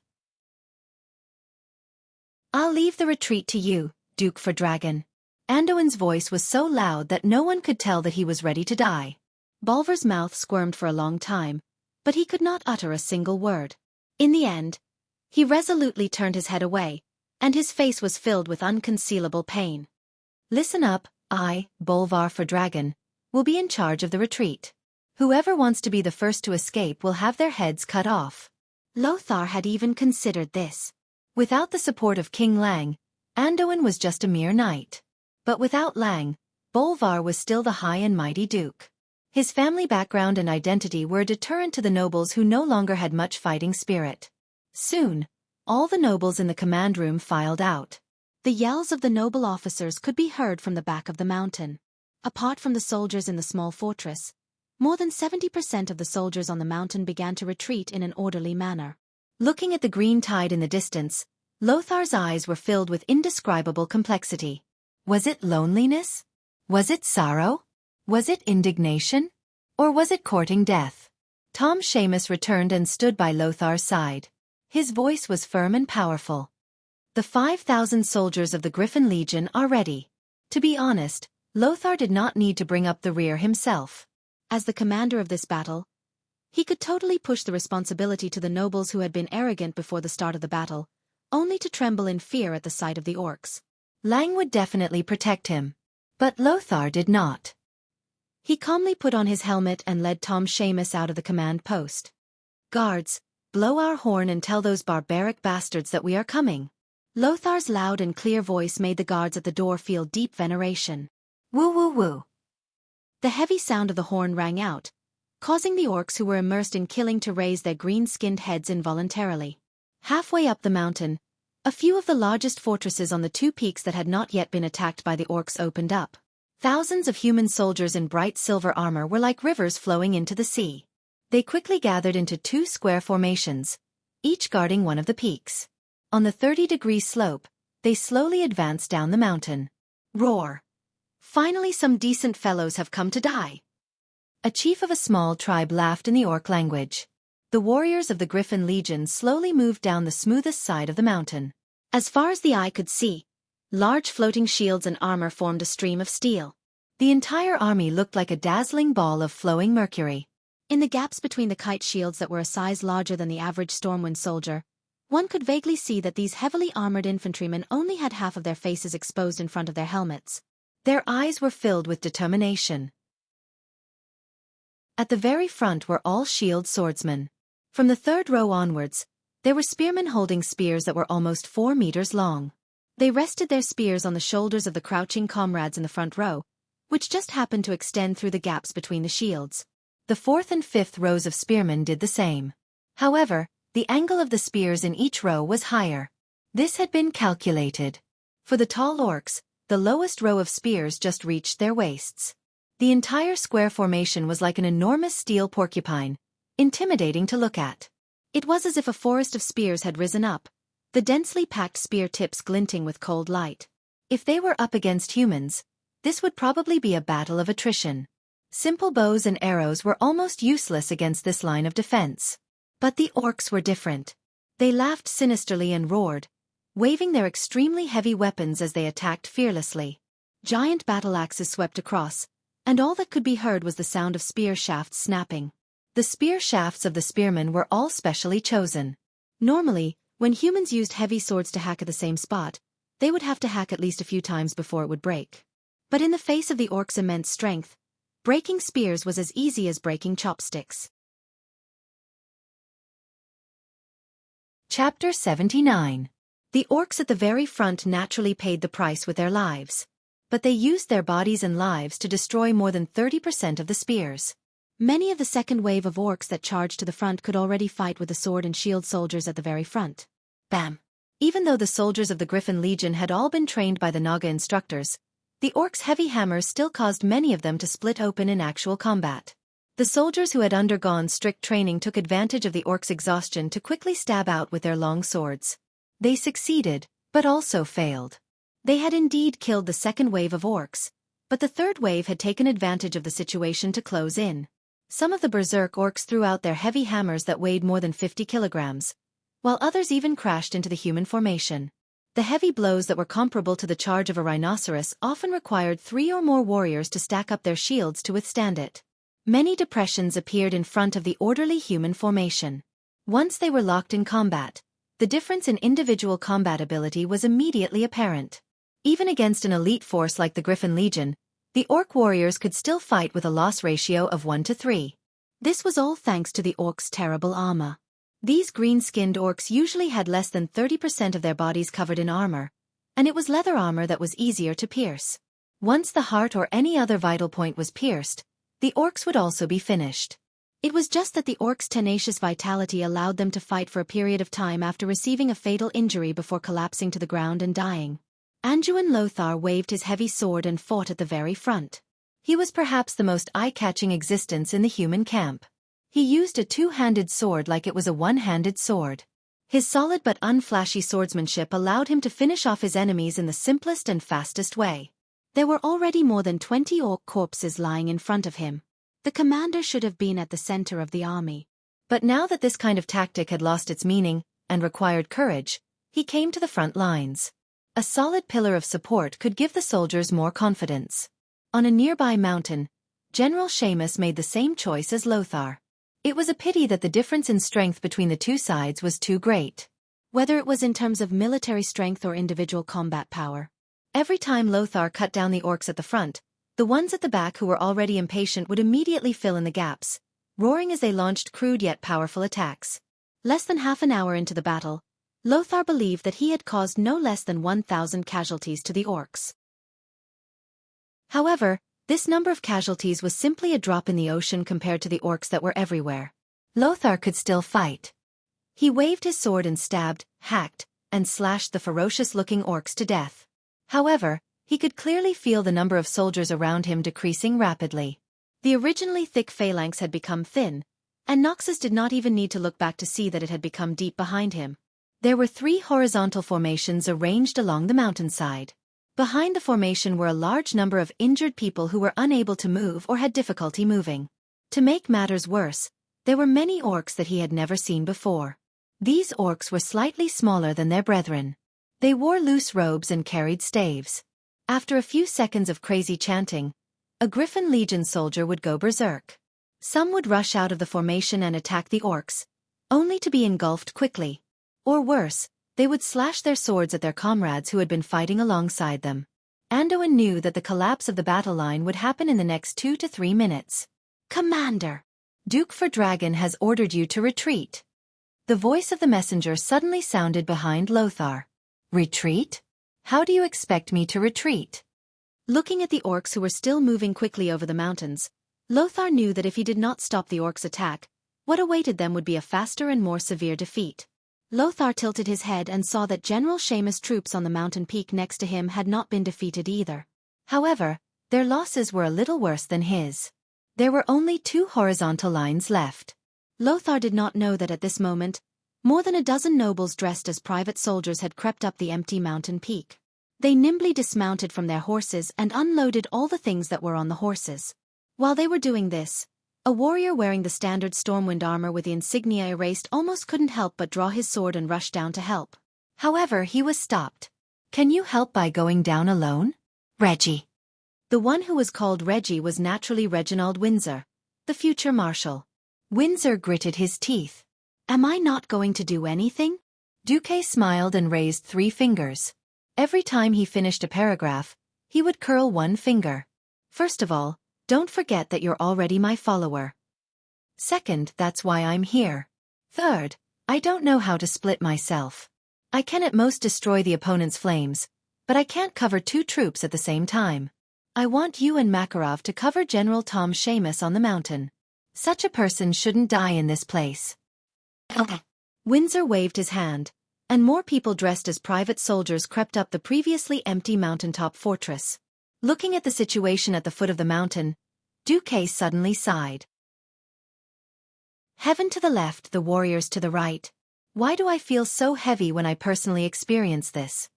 Lothar and the warriors of Griffin Legion were all great. It was this great glory that made Duque unable to bear to see the entire Griffin Legion fall here. General Seamus was already an arrow at the end of its flight.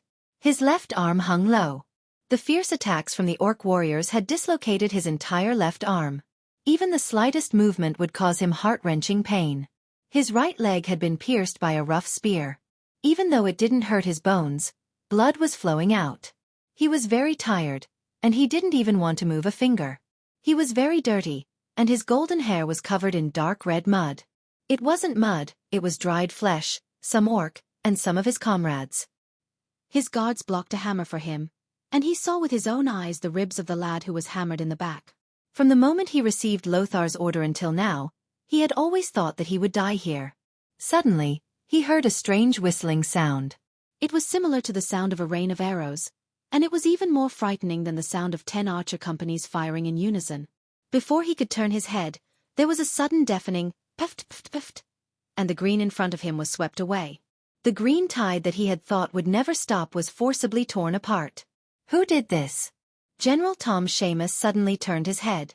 He saw something he had never seen before. At least 100 palms of arcane energy floated in the air. Chapter 80. Hand of Magic. A level 0 spell that was drawn as a cantrip. Even a magic apprentice could easily cast it. But what about 100 hands of magic? For a moment, General Tom Seamus almost thought that all the royal mages of Stormwind City had arrived. Seamus didn't dare to expect the royal family's mage team to appear here since they were the treasures of the king and the nobles. There was a saying in the upper echelons of the military that unless the enemy attacked Stormwind City, they wouldn't be able to see all the royal mages. Mages were mysterious, powerful, and noble. Their food and accommodation had to be the best. Even if the whole army was eating grass, the pharaoh had to eat white bread. And they couldn't tolerate any noise when they were resting. The scarcity of mages led to mages rarely going to the battlefield. The team of mages on the battlefield today was put together by Duke Bolvar for Dragon and several nobles. When they decided to retreat, they retreated as soon as possible. Why were there mages on the battlefield? And they looked like they were on the same side. Wiping his blood-stained eyes, Seamus suddenly found that the things stuck in the orcs were very strange. They were all forged diamond-shaped awls. They were obviously larger than the arrowheads of bows, but they weren't as big as daggers. However, it was these awls that made hundreds of orcs cover their eyes and roll on the ground in pain. And twice that number of orcs were sent flying down the hill, seemingly dead. Was this also magic? The next moment, a striking black shadow floated down from the top of the hill. He was wearing a weird black robe, and his entire face was hidden in the hood, making it impossible to see his face. The hands of magic around him, which were made of arcane energy, launched arcane missiles ferociously as he descended. No, it couldn't be called arcane missiles anymore. It was a barrage. Denser than a rainstorm and more violent than a rain of arrows. Those were arcane missiles that only official mages could launch. As an experienced general, Seamus could tell at a glance that it was definitely not something that a novice earth mage of the royal mages could release. Every purple-blue arcane missile was not only fast, but also powerful. Even an orc skull would be blown off by a single arcane missile that hit the face of a beastman, whose swords might get stuck if they tried to slash at it. More terrifyingly, those arcane missiles were launched from the descending hand of magic. Shooting while moving. But he did not panic at all. What kind of spell control was this? And it wasn't one hand of magic, but more than 100.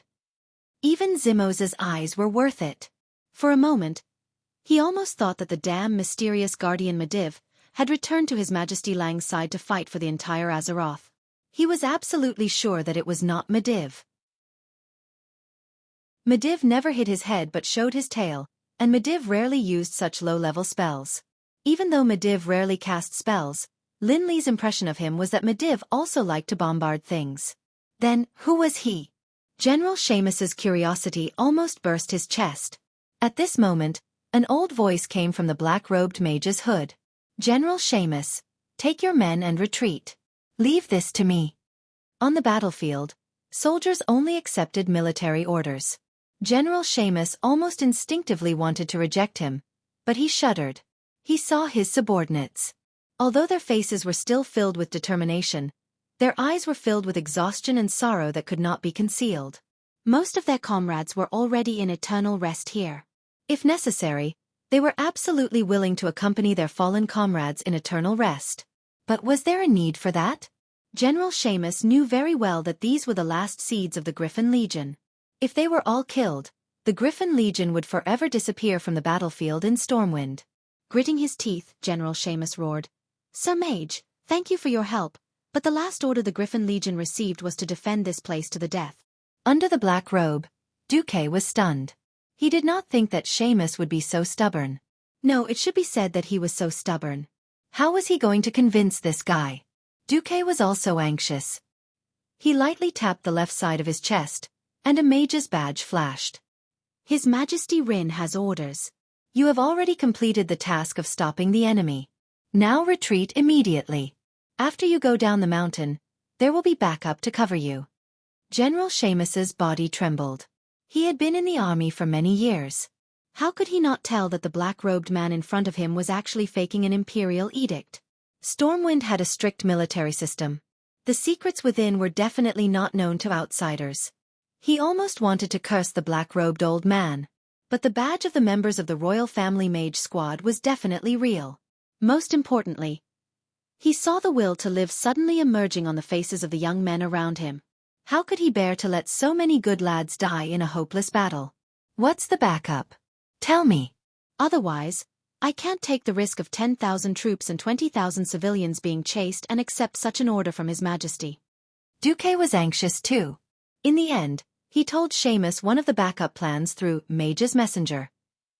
As soon as Seamus heard it, he immediately perked up. Warriors of Stormwind, listen up. The main force has successfully retreated. We are now retreating in an orderly manner. Seamus's loud shout undoubtedly gave the soldiers of the Griffin Legion a shot of adrenaline. Under the suppression of Xueqi's storm-like magic missiles, the Griffin Legion on this side of the mountain began to retreat in an orderly manner. On another mountain, Anduin, who was in the midst of a bloody battle, immediately realized that something was wrong. Damn it! How could Seamus retreat at this time? At this moment, Lothar even wanted to kill Seamus. The two mountains acted as a barrier for each other. However, once one of the mountains was lost, it would be easy for the other mountain to fall into the enemy's counterattack. Lothar had witnessed the ability of the orcs to climb mountains like they were on flat ground. In the blink of an eye, the beast men, who had been out of the archer's shooting range, had gone from shooting arrows to shooting straight arrows. In the blink of an eye, they didn't even need to use their spears anymore. They were already using their swords to fight in close combat. However, Anduin immediately discovered that the orcs on the opposite side of the mountain did not chase after them. Instead, they showed signs of dispersing. It was because the orc's green skin was very eye-catching under the sun. Before Lothar could react, he suddenly discovered that there was something wrong with the orcs in front of him. A large area of ice appeared under the feet of the orcs, and the line of battle between the orcs and the human soldiers was the boundary of the ice. The extreme slipperiness of their feet greatly weakened the orcs' ability to climb mountains. Is there a powerful mage? Chapter 81. Some things were precious only after they were lost. Take Medivh for example.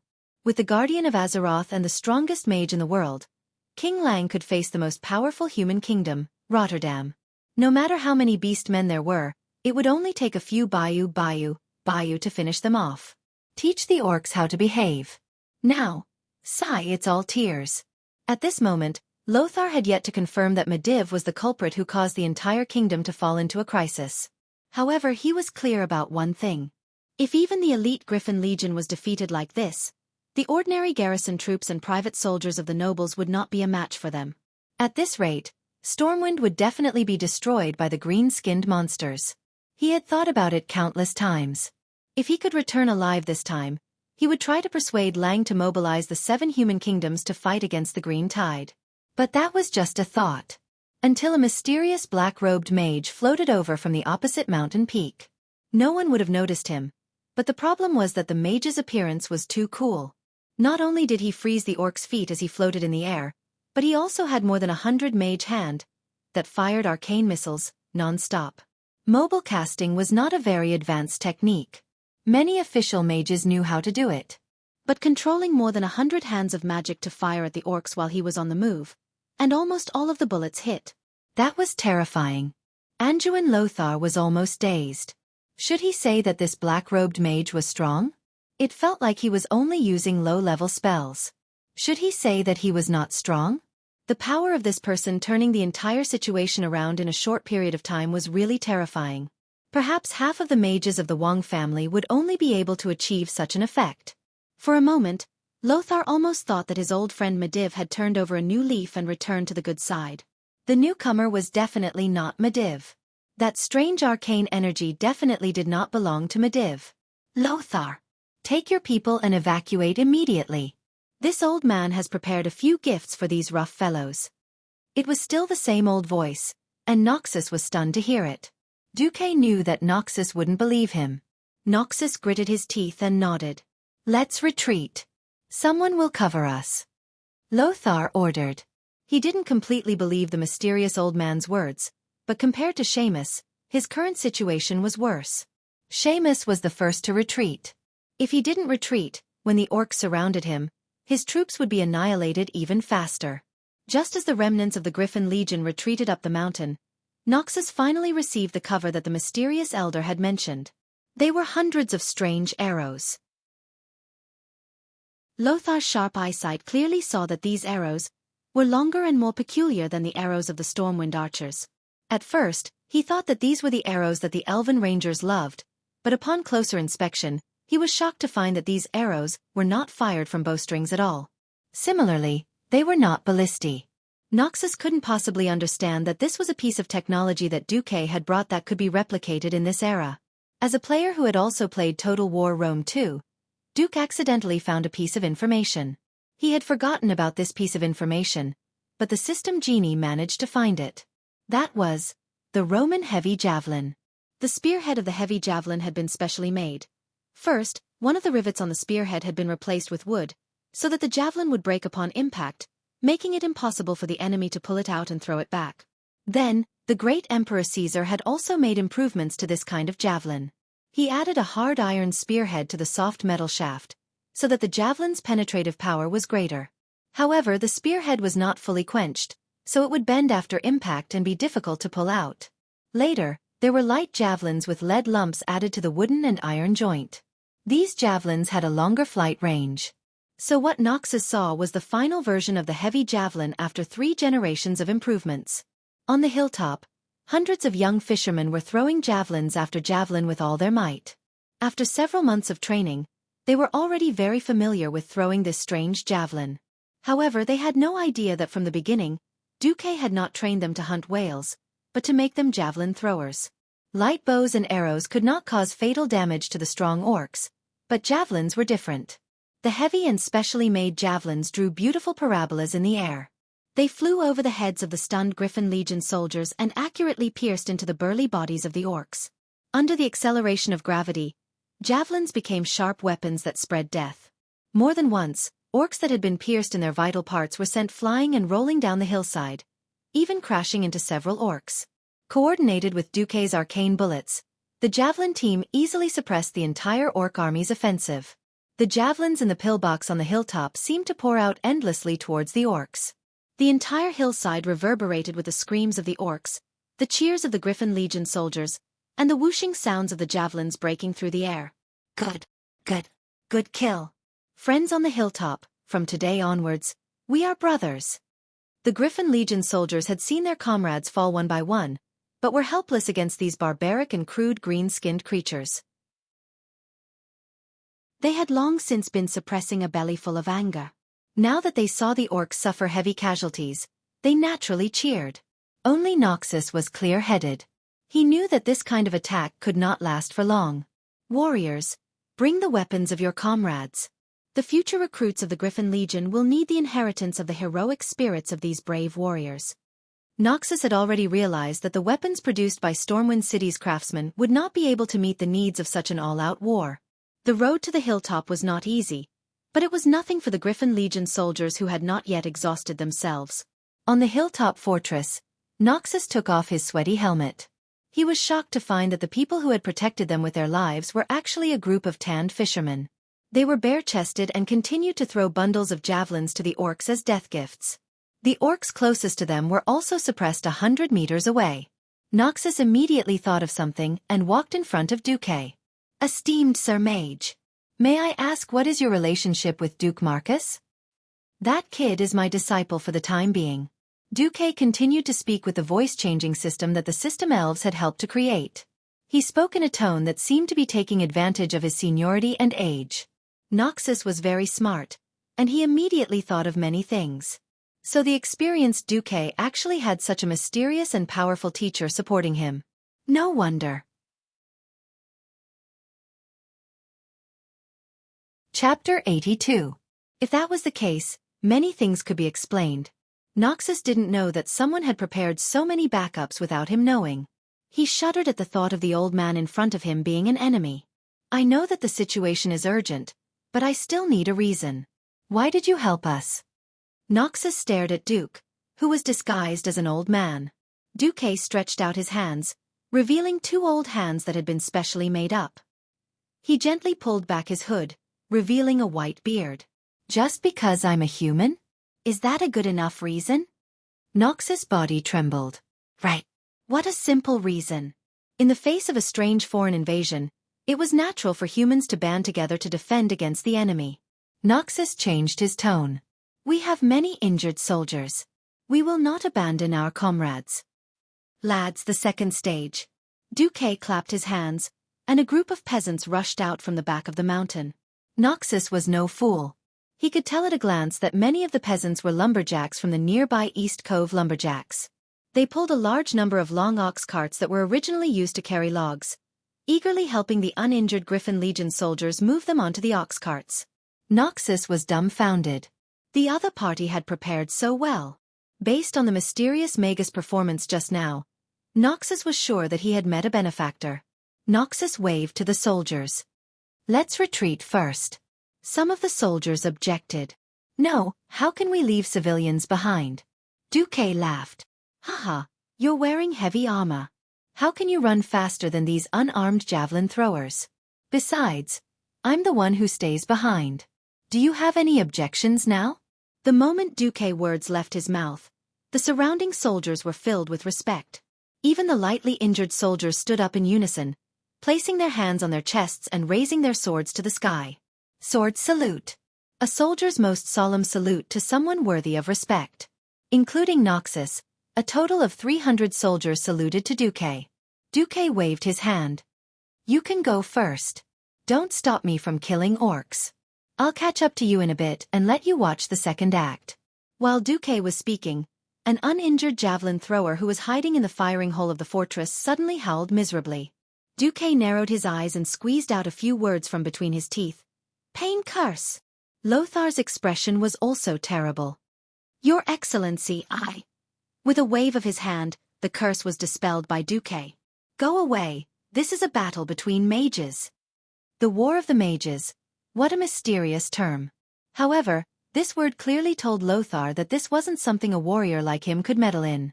Nodding heavily, Lothar led his men and Duque's javelin throwers down the mountain.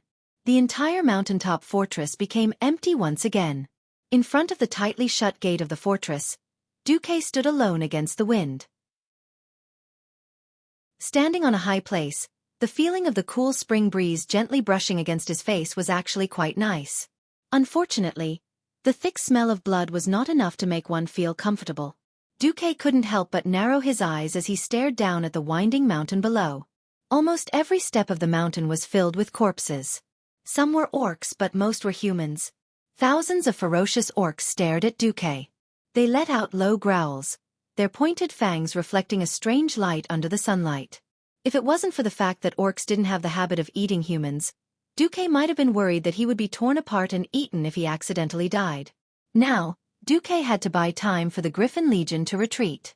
The orcs wanted to swarm up, but Duque had more than 100 hands of magic floating in the air, which made the orcs who had just been taught a lesson a little afraid to approach. Useless. Is a mere spellcaster enough to scare you? A hunchbacked orc wearing a black robe appeared. Everywhere he went, the orcs immediately parted like the tide. This was a fellow of high status. To receive such treatment among the orcs, if he wasn't the chief of a large clan, then there was only one other possibility: the infamous warlock of the Shadow Council. This was the first time that Duque had seen these warlocks appear on the Azeroth continent from such a close distance. This reminded him of the tragic experience of being abused by warlocks as a mage in the game. The warlock brought the hellhounds to teach mages how to be human. But you didn't even bring a pet? Are you looking down on me? No, maybe you brought a succubus? Even though he had been a transmigrator for a long time, when Duque suddenly encountered a warlock, he couldn't help but think like a player. It was a pity that this person didn't look like Gul'dan. If that was the case, there was still a fight. The World Guardian Medivh and the Beastman Warlock Gul'dan were both demigod-level existences in most games. Duque didn't have the confidence to face one of them when he was so weak. Warlocks were experts who used demonic power to play with souls. Duque really didn't dare to be sure that if he died at the hands of a warlock, he wouldn't become a ghoul when he revived. The warlock shouted in a gibberish. Duque couldn't understand the orc language, and the system elf didn't know how to translate it. Just seeing the system elf's random translation of, "The Imperial Army wants you to surrender and not kill," made Duque want to strangle the system elf to death. It was useless to say anything, and Duque wasn't interested in a human running over to the orcs. So there was only one thing he could do. Duque raised his middle finger. Yes, this was the starting gesture for Duque to release Blizzard. If this was a game, a mage would be an idiot to release Blizzard on a warlock. But reality was obviously different. Within the range of Blizzard, the icicles fell rapidly, very well interfering with the warlock's vision. The warlock retaliated with a shadow arrow, but with the system elf's ballistic judgment assistance, Duque only moved sideways a step to the right, allowing the shadow arrow to hit the huge fortress gate. Without hesitation, 108 hands of magic suddenly grabbed weapons from all over the fortress. Sorry, I'm not some ordinary mage. If you don't have any other tricks up your sleeve, then die. 108 javelins were thrown brazenly, from the sky to the ground, almost blocking all the orc warlock's escape routes. Almost at the same time, Duque was hit. Countless frightening illusions suddenly appeared in his mind. They were fragments of fear hidden in his heart, fragments that he had completely forgotten. Xueqi suddenly saw in the dead of night, a huge venomous snake flew up, opened its mouth full of fangs and bit his face. That fear, that pain was so real that Xueqi almost instantly let out a scream.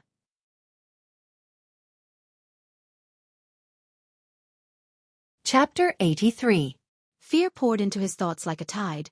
Or it could be said that a malicious robber had kicked open the door to Xueqi's heart and barged in wantonly. Xueqi's breathing quickened, and his pupils dilated.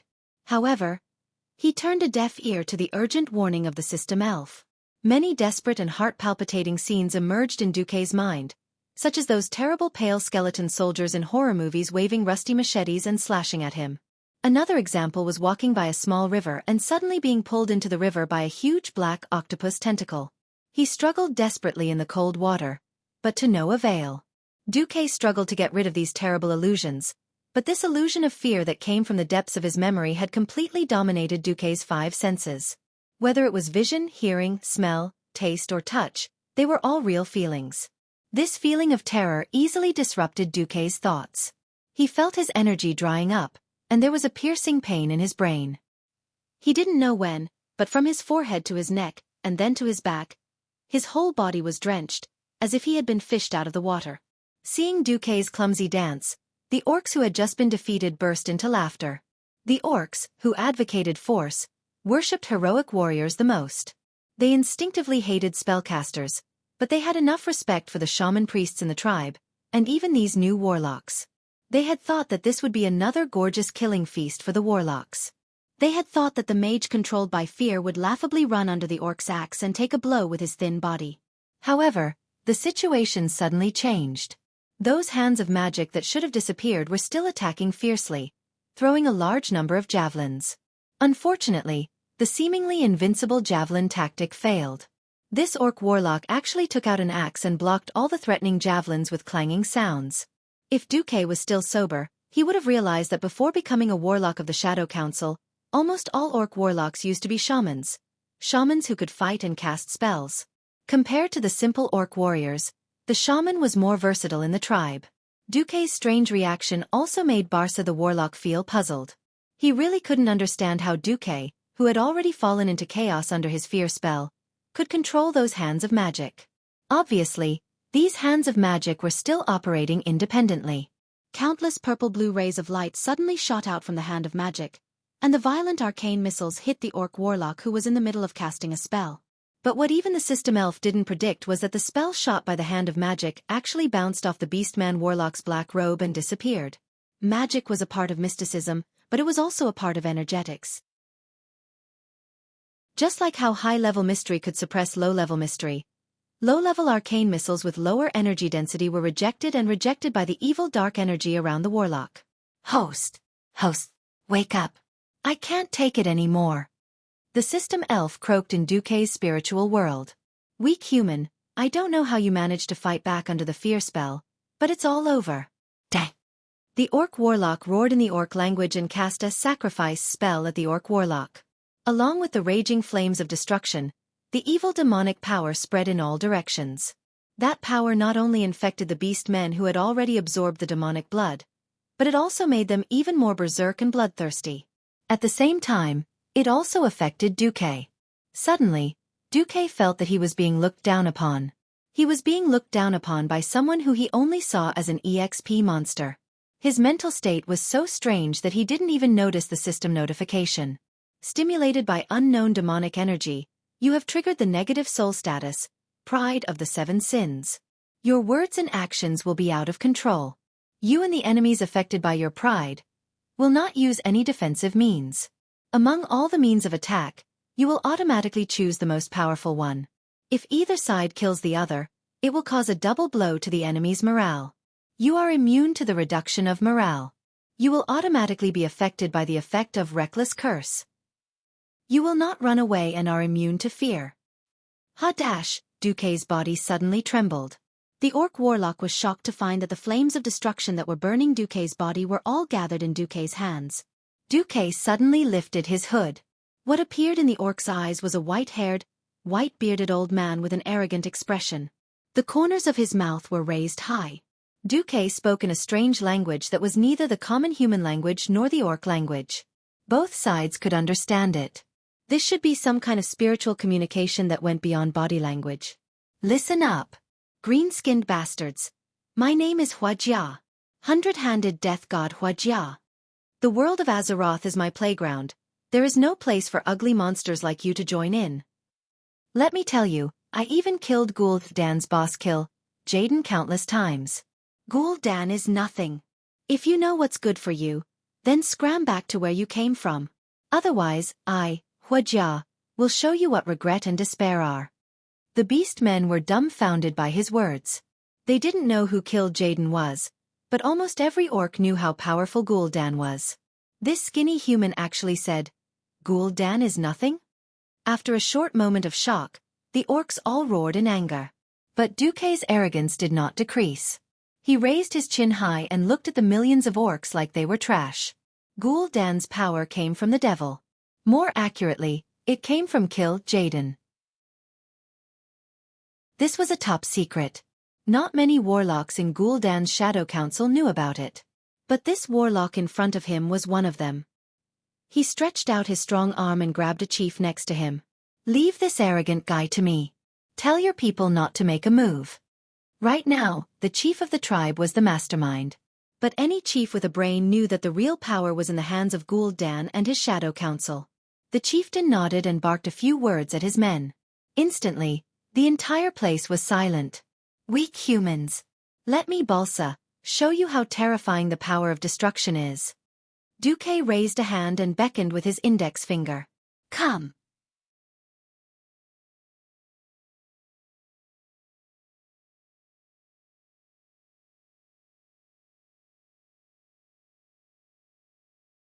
Only he, who had personally experienced the battle between the orcs and the Draenei, knew that he had been fooled. This mysterious powerful wizard in front of him was just a fake. What high-ranking pharaoh? What human powerhouse? Bullshit. Who was it trying to fool with such a motley and low concentration of magic power? It would be difficult for a true mage to produce so many impurities in their own magic power. Regardless of whether he was an old man or not, his magic level was definitely not high. Barca was enraged. He was truly enraged. He stabbed with his magic staff and shot out all the magic power he had infused into the staff. Go to hell. You. Originally, Barca wanted to shout out the word liar, but he was stunned again. He didn't even realize that the magic staff that he was holding tightly had loosened its grip on his rough and powerful knuckles. The speed at which his opponent gathered magic power was too fast. It was not something that a low-ranking wizard could do. Both of them had infused all their magic power, but Barca's casting time was a full 3 seconds. How could his opponent cast it instantaneously? Barca also knew that high-ranking warlocks could greatly reduce the casting time by training their own casting techniques. However, wasn't his opponent's technique too terrifying? The huge fireball came crashing down. The airflow and dust stirred up by the fireball caused all the orcs' whips and hair to fly in the opposite direction. The orcs seemed to be scared out of their wits. This group of rough men who only knew how to fight hand-to-hand were instinctively afraid of this seemingly powerful super fireball. Only Balsa's eyes were filled with disdain. He wanted to say, "Watch my shadow arrow. Blow up that guy's fireball and turn him into ashes in the shadow." However, the situation changed once again. The huge fireball arrived before the shadow arrow could travel more than 10 meters. There wasn't the earth-shattering collision that Barca had expected.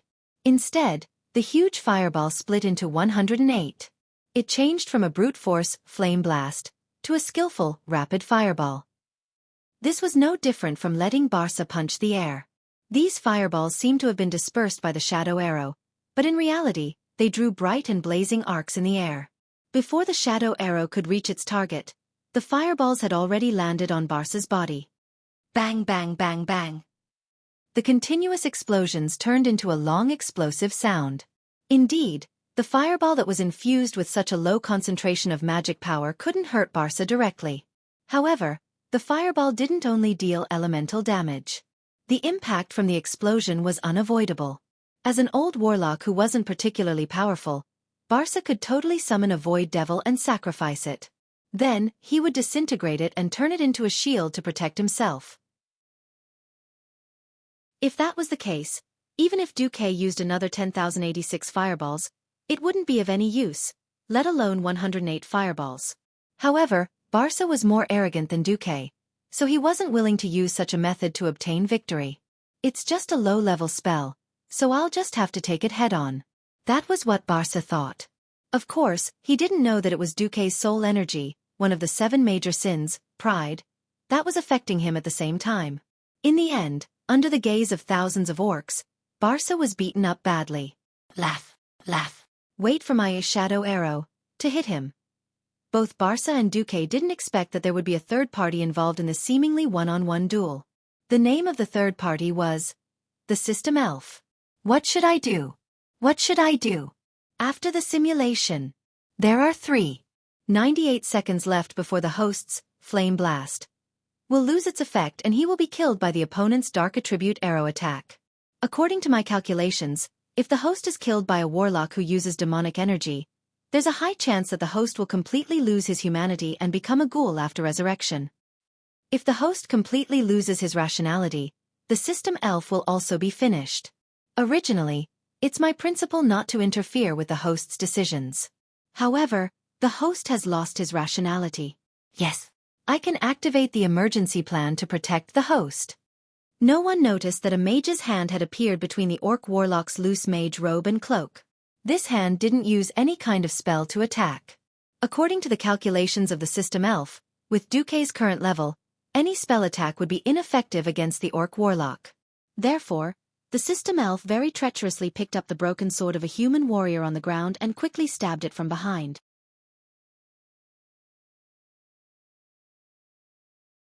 Chapter 85. Intense explosions were happening all around them. The strong shockwave escaped the senses of the orc warlock. He did not expect that the arrogant human in front of him would stab him in the back. Of course, he did not expect that it was a System Elf who did it on his own. Therefore, when he felt a sharp sword avoid his left shoulder and stab into his heart, his face was full of disbelief. You! He wanted to scold, but the System Elf was afraid that he would not die. It twisted the sword around his heart a few times, almost cutting him into minced meat. Everything was covered up by the explosion, and no one knew about it. The orcs who had retreated a long time ago looked at the warlock on their side with anticipation. However, they soon realized that something was wrong. The menacing shadow arrow lost its aim halfway through its flight. It tilted to one side and shot into the mountain, dyeing a large area of the mountain black. However, the mysterious human's fireballs bombarded Balsa's body one after another. After about 1/3 of the fireballs were used up, Balsa's defense began to fade. After 2/3 of the fireballs, the magic on the surface of Balsa's body had completely dissipated. However, the high-purity magic that flowed in his body was still resisting the low-purity magic from the flame blast. To the orc warriors, it was a completely different matter. This human was so cruel. He could have killed Balsa with a powerful fireball, but he had to create more than 100 fireballs and throw them at him one by one. This was clearly torture. After the last fireball was thrown at Balsa, the orc warlock, who was full of unwillingness and was burnt black, finally breathed his last. In order to cover up what it had done, the System Elf obediently snatched Balsa's magic staff with the magician's hand. Before the flames completely engulfed Balsa, Xueqi, who had regained his senses, realized that his System Elf had given him the magic staff as a trophy as if it was a treasure. Xueqi was stunned at first, then he laughed hysterically. The arrogant laughter stimulated the orcs' nerves again. They did not understand the battle of magic spells. However, they knew that the other party had played the trick of killing the general and capturing the flag. It was also this black-robed human who had destroyed their dream of killing the big shots on the human side. Unknowingly, these brave orc warriors were afraid. Ha ha ha. Who else? Who else? Xueqi seemed to be affected by the aftermath of pride, as he waved the orc warlock's skeletal staff in an extremely arrogant manner. Looking at the tens of thousands of orcs hesitating to advance, Xueqi laughed maniacally. He raised his black cloak with one hand and turned around to enter the fortress. A minute passed. 5 minutes passed. 10 minutes passed. Not a single chief or orc dared to take a step forward to check if Xueqi had left. Suddenly, a huge and ferocious figure rushed out from the back of the orc army. Like a bird startled by a ferocious beast, The orcs scattered in all directions. What are you doing? My order is for you to attack. Attack. Attack again. Annihilate all human warriors in sight. What are you guys daydreaming about? Had they killed all the humans? Where is the human chieftain's head? It was the tribe's chief in name, Black Hand, the Destroyer. No, we that. Black Hand finally understood what had happened from the little tribal chief's intermittent narration. What? You bunch of trash that tarnished the tribe's honor. Without giving the little tribal chief a chance to explain himself, the huge warhammer drew a terrifying arc in the air and smashed into the little tribal chief's head with an indescribable force. The upper half of the orc chief's body was smashed into minced meat. Waving the bloodied warhammer, Black Hand pointed angrily at the top of the mountain. The great tribe does not need cowardly orcs. Go after them. Driven by the chief's anger, the once stagnant green torrent began to surge once again. The orcs almost destroyed all the human buildings they could see. After passing through the fortress at the top of the mountain, they arrived at the back of the mountain. The orcs saw the human army's tail. They were moving at a slow speed into the forest at the foot of the mountain.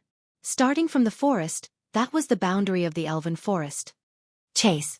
Behind them was the chief. Firstly, the orcs had lost their path of retreat.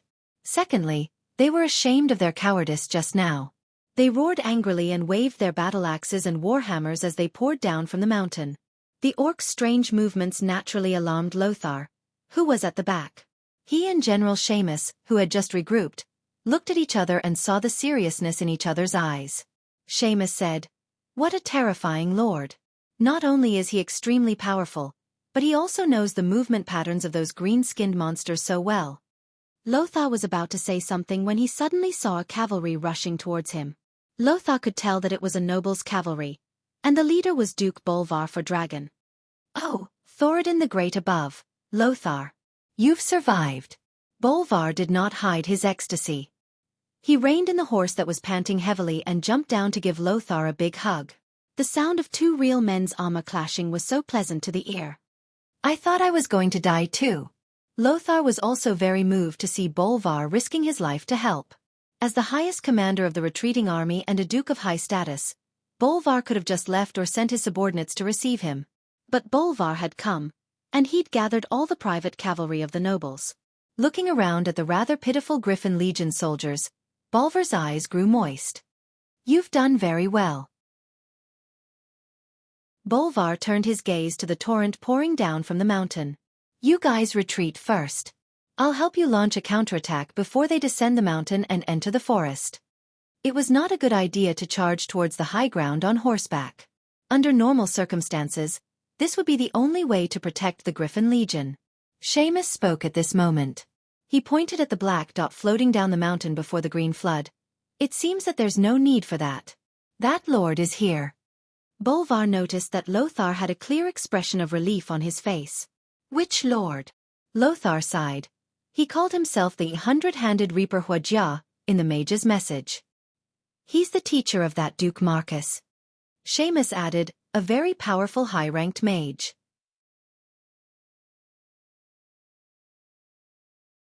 Chapter 86. Lothar patted young Bolvar's shoulder. "Let's go. We'll talk about the details later." Since Lord Xueqi was able to delay the orcs for so long, he must have a backup plan. Backup plan. Bolvar's curiosity was about to explode. "Let's go first," Lothar said without hesitation. The Griffin Legion and Bolvar's 300 cavalry rushed through the forest before the orc army could charge down the mountain. They followed the pontoon and wooden bridges that had been set up beforehand, and crossed a river with a rather low water level. Feeling the moist spring air and looking at the low water level, Lothar fell into deep thought. The orcs were here. When Lothar and the last soldier of the Griffin Legion crossed the pontoon bridge and stepped onto the opposite shore, the already deafening roars of the orcs suddenly rose to a new level. The ear-piercing screams of the orcs pierced the eardrums of Lothar, Bolvar, and the others. A green wave even more terrifying than the one at the Reed Ridge Mountains squeezed out from the small forest they had just passed. From every gap in the trees, there were roaring orcs charging out with weapons. There were simply too many of them. Lothar had no choice but to turn his head to look at the rapidly expanding front line of the orcs. It was still that majestic aura that could swallow mountains and rivers. Young Bolvar didn't feel much, But Lothar and Seamus narrowed their eyes and looked seriously at the messy flags that looked like scribbles. Their expressions changed once more. Damn it, the greenskins have increased their numbers. Even though Lothar couldn't really tell, he instinctively felt that there were at least 30% more flags that he hadn't seen before. Exchanging glances with Seamus, they knew what they had to do. Whether it was according to the agreement or military common sense, they couldn't retreat any longer. The Griffin Legion once again carried out their mission to cut off the retreat. 1,500 soldiers formed 3 rows of 500 people along the shore just after they left the river. The soldiers who weren't too heavily injured struggled to climb down from the vehicle. They practically used their bodies to support themselves as they stood behind their comrades, forming the frail 4th row. At this moment, Lothar suddenly realized that Xueqi had already floated through the forest and was gently floating in front of him. Lothar knew that this was the mage's slow fall spell, but to be able to use it so accurately, this mysterious mage's strength was unfathomable. "Hello, Your Excellency Xueqi." Lothar took the initiative to greet him. "Hello, Sir Lothar. It seems that we have established a preliminary level of trust." Among the backup plans that Xueqi had agreed on, Lothar was also to form a formation on the riverbank slightly away from the river. Xueqi asked in an old voice, "You don't seem to be worried that I'll harm you now?" "It's nothing. At most, I'll just lose my life again for the same reason." Noxus revealed a hearty smile. "Also, I don't believe that you would harm me, because we are both humans." "Yes, because we are all humans." Strangely, these two people, who were at least 20 years apart in age, easily found common ground. "How was the battle with the spellcaster just now?" Lothar was all smiles when he saw Xueqi appear. The result was certain. The only question was how much he would win. Xueqi did not say anything. He threw out the orc warlock skull staff that emitted evil energy. The vengeful spirit on the staff seemed to have absorbed the blood of the ferocious beasts and became less violent, but it was still menacing. "Take it back to the high-ranking priest in Stormwind City. I think there will be people on your side who will be interested." Hiss.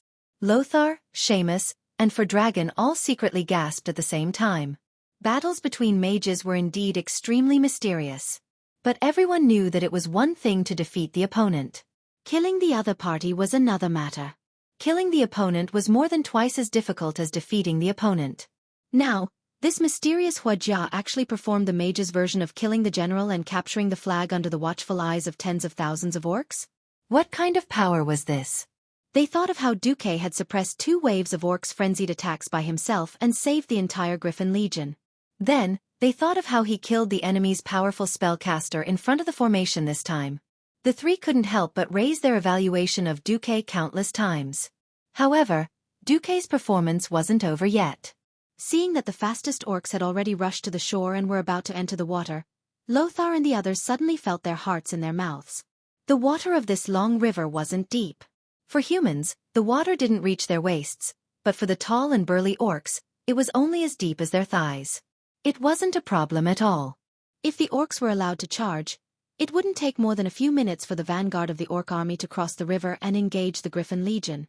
Feeling the gazes of the 3 military bigwigs, Xueqi smiled lightly and then raised his right hand towards the orcs. In the void, 24 hands of magic appeared. They had the same posture as Xueqi's right hand. 6 seconds of chanting seemed like a long time, but in the face of an army, it was equivalent to a short instant. Under the gaze of Lothar and the others, 12 fireballs were sent flying. They flew crookedly into the sky and blossomed into fireworks-like balls of fire. The other 12 shot into the forest on the other side, instantly igniting the forest.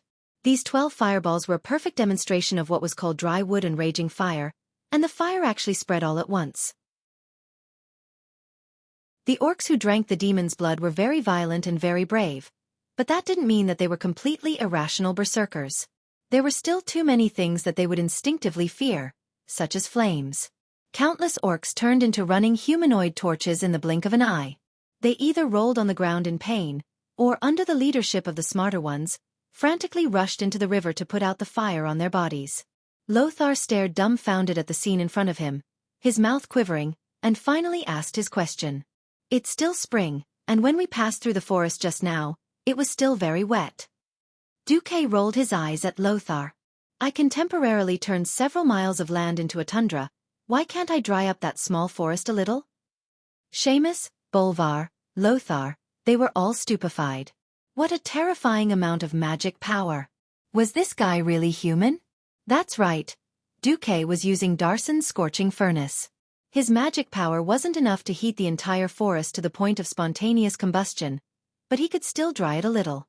This was the greatest benefit of inheriting the Sun King's arcane fire circuit. Even though he wasn't a true sky wizard, 3 months of seclusion had allowed Xueqi to possess a terrifying amount of magic power that far exceeded most sky wizards. Even compared to many Morningstar wizards, Xueqi's magic power was not inferior in the slightest. Xueqi's fire stratagem was indeed impressive. At a glance, at least 2,000 or 3,000 orcs were buried in the sea of fire. However, compared to Xueqi's flawless performance, the corners of Lothar's eyes twitched as he watched the thousands of orcs rush into the river to escape.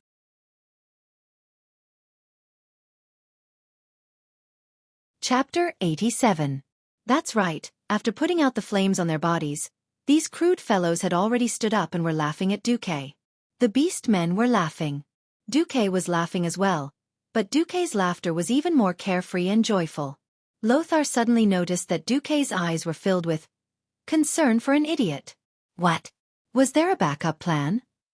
Lothar was startled. Lothar's guess was right. There really was a backup plan. Did you hear something? Bolvar, who had the best hearing, was the first to ask. In the next moment, not only did Lothar and Seamus hear it, but the rest of the Griffin Legion did as well. At this time, Xueqi said slowly, Lothar, you'd better have your men retreat another 50 yards. 50 yards was equivalent to retreating into the forest. From a tactical point of view, retreating into the forest was equivalent to not having a formation. But when he thought of how low the water level had been, Lothar understood what Xueqi had done. It was the spring flood season, and the river should be rising. Normally, the water level shouldn't be this low. There was only one explanation. Xueqi had ordered his men to build a dam at Steel Lake upstream of the river to hold back the water. This was done after the entire Stormwind army had passed through and entered the Reedridge Mountains. Thinking of how Xueqi had secretly used the workers from the East Cove lumberyard, it wasn't hard for Lothar to guess that it was these workers who had helped build the dam. Terrifying. Too terrifying. Who would have thought that this mysterious old magus was not only powerful, but also so resourceful? If he wanted to ambush the Stormwind army, not a single one of them would be able to escape. While Lothar cheered in his heart, he was also secretly shocked. Thankfully, this magus isn't an enemy of Stormwind. Lothar hurriedly ordered his men to retreat. For a well-trained army, this wasn't a problem. 10 seconds later, the Griffin Legion's warriors were secretly delighted to see the beast men who had been laughing at them suffer. With an earth-shaking rumbling sound that could destroy the mind of any tribal warrior, a raging wave that could blot out the sky and cover the earth swept down from the upper reaches of the river. It was mixed with countless debris and the anger of human beings, pouring down in a furious manner. Before the Horde invaded the world of Azeroth, the Bloodring clan was once the most powerful clan in the Horde. Now, the Bloodring clan was still one of the top clans in the Horde. Under the leadership of old Kilrog Deadeye, the Bloodrick clan possessed the indomitable wildness necessary for many years of successful campaigns. For example, attacking the Dreeny Eyes Shotrath city. According to the original history, based on their invincible performance in battle, the Bloodring clan was given the responsibility of defending the territory of the dwarves that was previously occupied, the Cosmodan area, and was given the task of attacking the dwarves' old nest, the Iron Furnace Fort. It could be said that these experienced Bloodring warriors who were loyal to the largest clan in the tribe, the Blackrock clan, were definitely one of the tribe's most precious treasures. But now, this army that had joined the front lines under the orders of the great chief, Blackhand, was almost completely annihilated.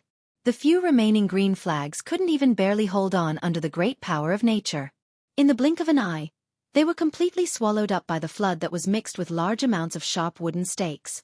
Of course, this wasn't where all the elites of the Bloodring clan were, but Kilrog would probably feel the pinch from losing such an elite vanguard army here. The army that had been swept up in the flood was famous within the Horde. From upstream to downstream, Xueqi roughly counted 4 or 5 of them. Other than the Bloodring clan, Xueqi managed to recognize the larger clans such as the Blackrock, Shatterpalm, and Dragonmaw. It had to be known that during the first incident at the Dark Portal, the entire tribe had turned out in full force. Most of these were elite veterans who had just experienced the war with the Draenei. If any one of these large clans were to enter the Stormwind, which had not seen a great war for hundreds of years, it would be enough to destroy this small human kingdom. It had to be known that in the original history, it wasn't just the Stormwind that defeated the Horde. Instead, it took the help of 7 human kingdoms, dwarves, and some elves to defeat the Horde. Therefore, from the beginning, Xueqi didn't think that his efforts in the Stormwind alone would be enough to completely defend against the Horde's attack. What Xueqi could do was to bleed the Horde as much as possible before the final battle. Today was the first step. In the original history, these vanguards who invaded the Azeroth would all die. But today, Xueqi had completed their fate in another way. Countless orcs wailed and screamed, trying to escape this death trap before the flood arrived. Unfortunately, they weren't Naga, nor were they merfolk. The orcs who could run as fast as they could on the mountains became incomparably clumsy in the water, and were quickly swept away by the flood. The flood wasn't particularly fatal to the strong orcs, but the sharp wooden stakes in the flood were quite fatal. The orcs had all squeezed into the water to avoid the fire, and the result was that a single stake could often skewer several orcs. In a few blinks of an eye, the orc army that had been incomparably strong just a moment ago was scattered. That wasn't all.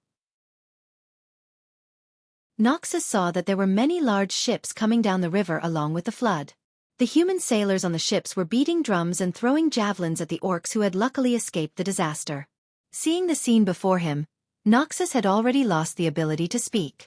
At this time, Xueqi slowly turned around. Go, the Griffin Legion needs the enemy's head as a sacrifice to their comrades. Seeing the previously aggressive orcs turn into drowning dogs, Noxus actually felt a little disappointed. This wasn't the opponent he wanted. Bolvar stepped forward and patted Noxus' shoulder plate. We all know how strong these green-skinned creatures are. The elven forest can't be defended, and the nobles who have lost their territory need a place to vent. I don't want the Griffin Legion to become a target. Noxus quivered and immediately came to a realization. Yes, he was indeed an outstanding commander. But he definitely wasn't an outstanding politician. In terms of tactics, the Griffin Legion had already done their best. So what? With the Reed Ridge Mountain lost, the soldiers of Stormwind City couldn't possibly be a match for the orcs in the forest, where individual strength was the most important. The nobles who had lost their territory would naturally choose to vent their anger. It was obvious that the Griffin Legion, who hadn't fought well, was the best scapegoat. Noxus couldn't bear to see them being blamed by the nobles after making such a huge sacrifice. Even the compensation would be deducted. Fortunately, if they could bring back enough orc heads, it would be the best proof of the Griffin Legion's bravery. Noxus suddenly waved his sword. Griffin Legion, advance. Kill those green-skinned beasts that have come ashore.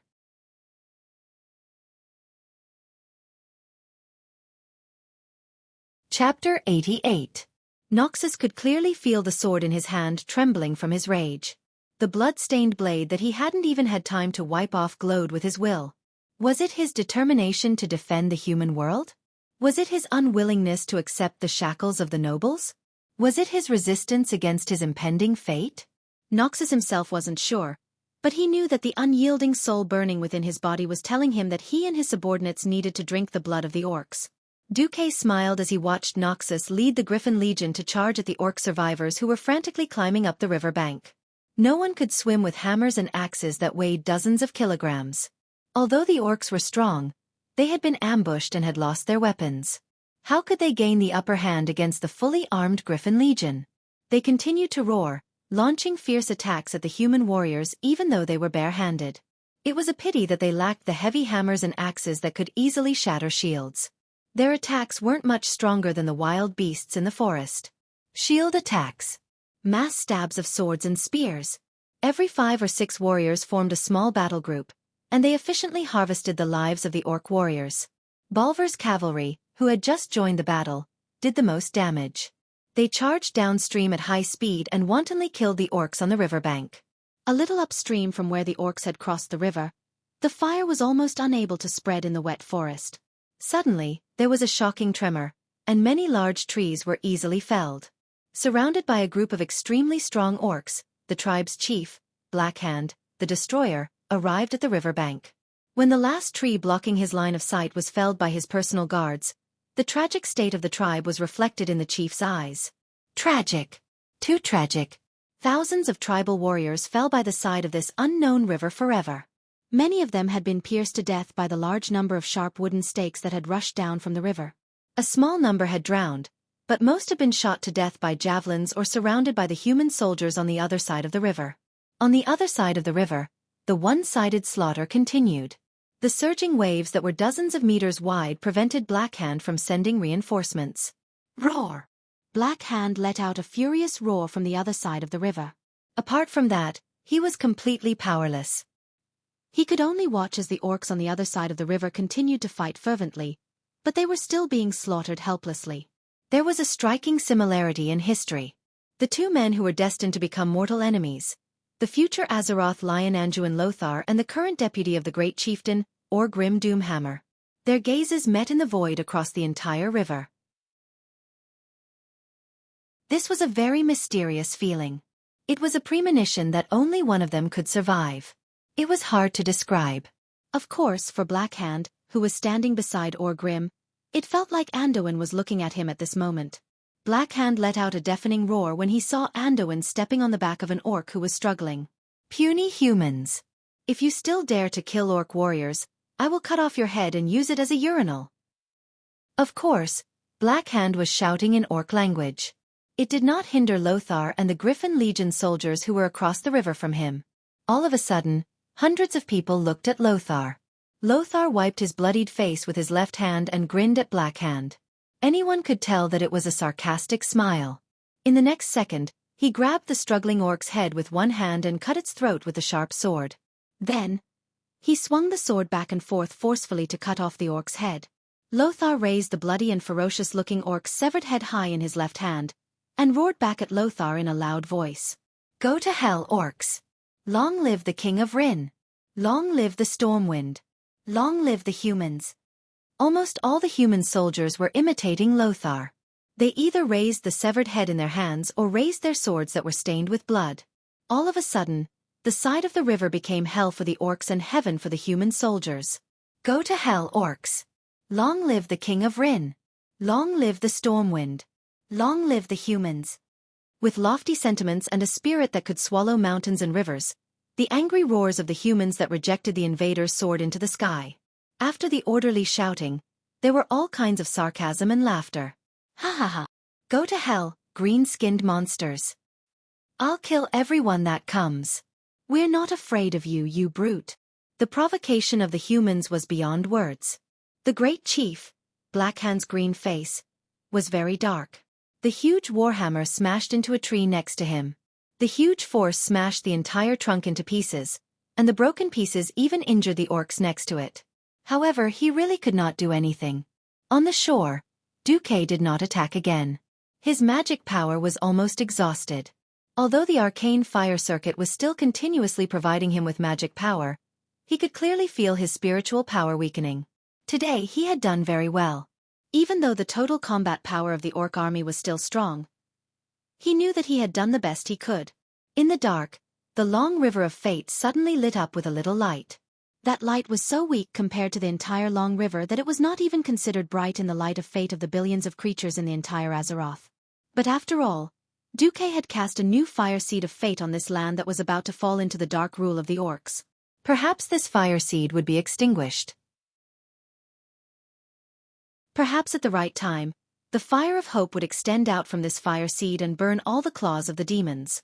No matter what, this was the first time that Xueqi had tried to change the flow of fate. It seemed that it was quite successful. In this battle, Stormwind lost. Whether it was in terms of tactics or strategy, the defending army led by Lothar was a failure. A total of 3,000 elite soldiers of the Griffin Legion, and the same number of garrison troops were forever sleeping at the pass of the Red Ridge Mountain. And their failure also caused Stormwind to be strategically passive. There was no place to defend. In this life, the water of the Stone Tablet Lake benefited more than in the game. Xueqi played with fire and water at the same time. But this still could not reduce the orcs' advantage in combat. After a short loss, Gul'dan sent out more tribes to invade the Elven Forest from multiple fronts. Their attacks were definitely faster and fiercer than what Xueqi knew in the history. But that was not something that Xueqi could control. The soldiers of the Griffin Legion returned to Stormwind City after a few days. In this era, people had a very direct way of expressing their feelings towards the returning army. People would not be stingy with their praise and enthusiasm for the victorious army. As for the defeated dogs, people would give them the cruelest of curses. They should have cursed and mocked them.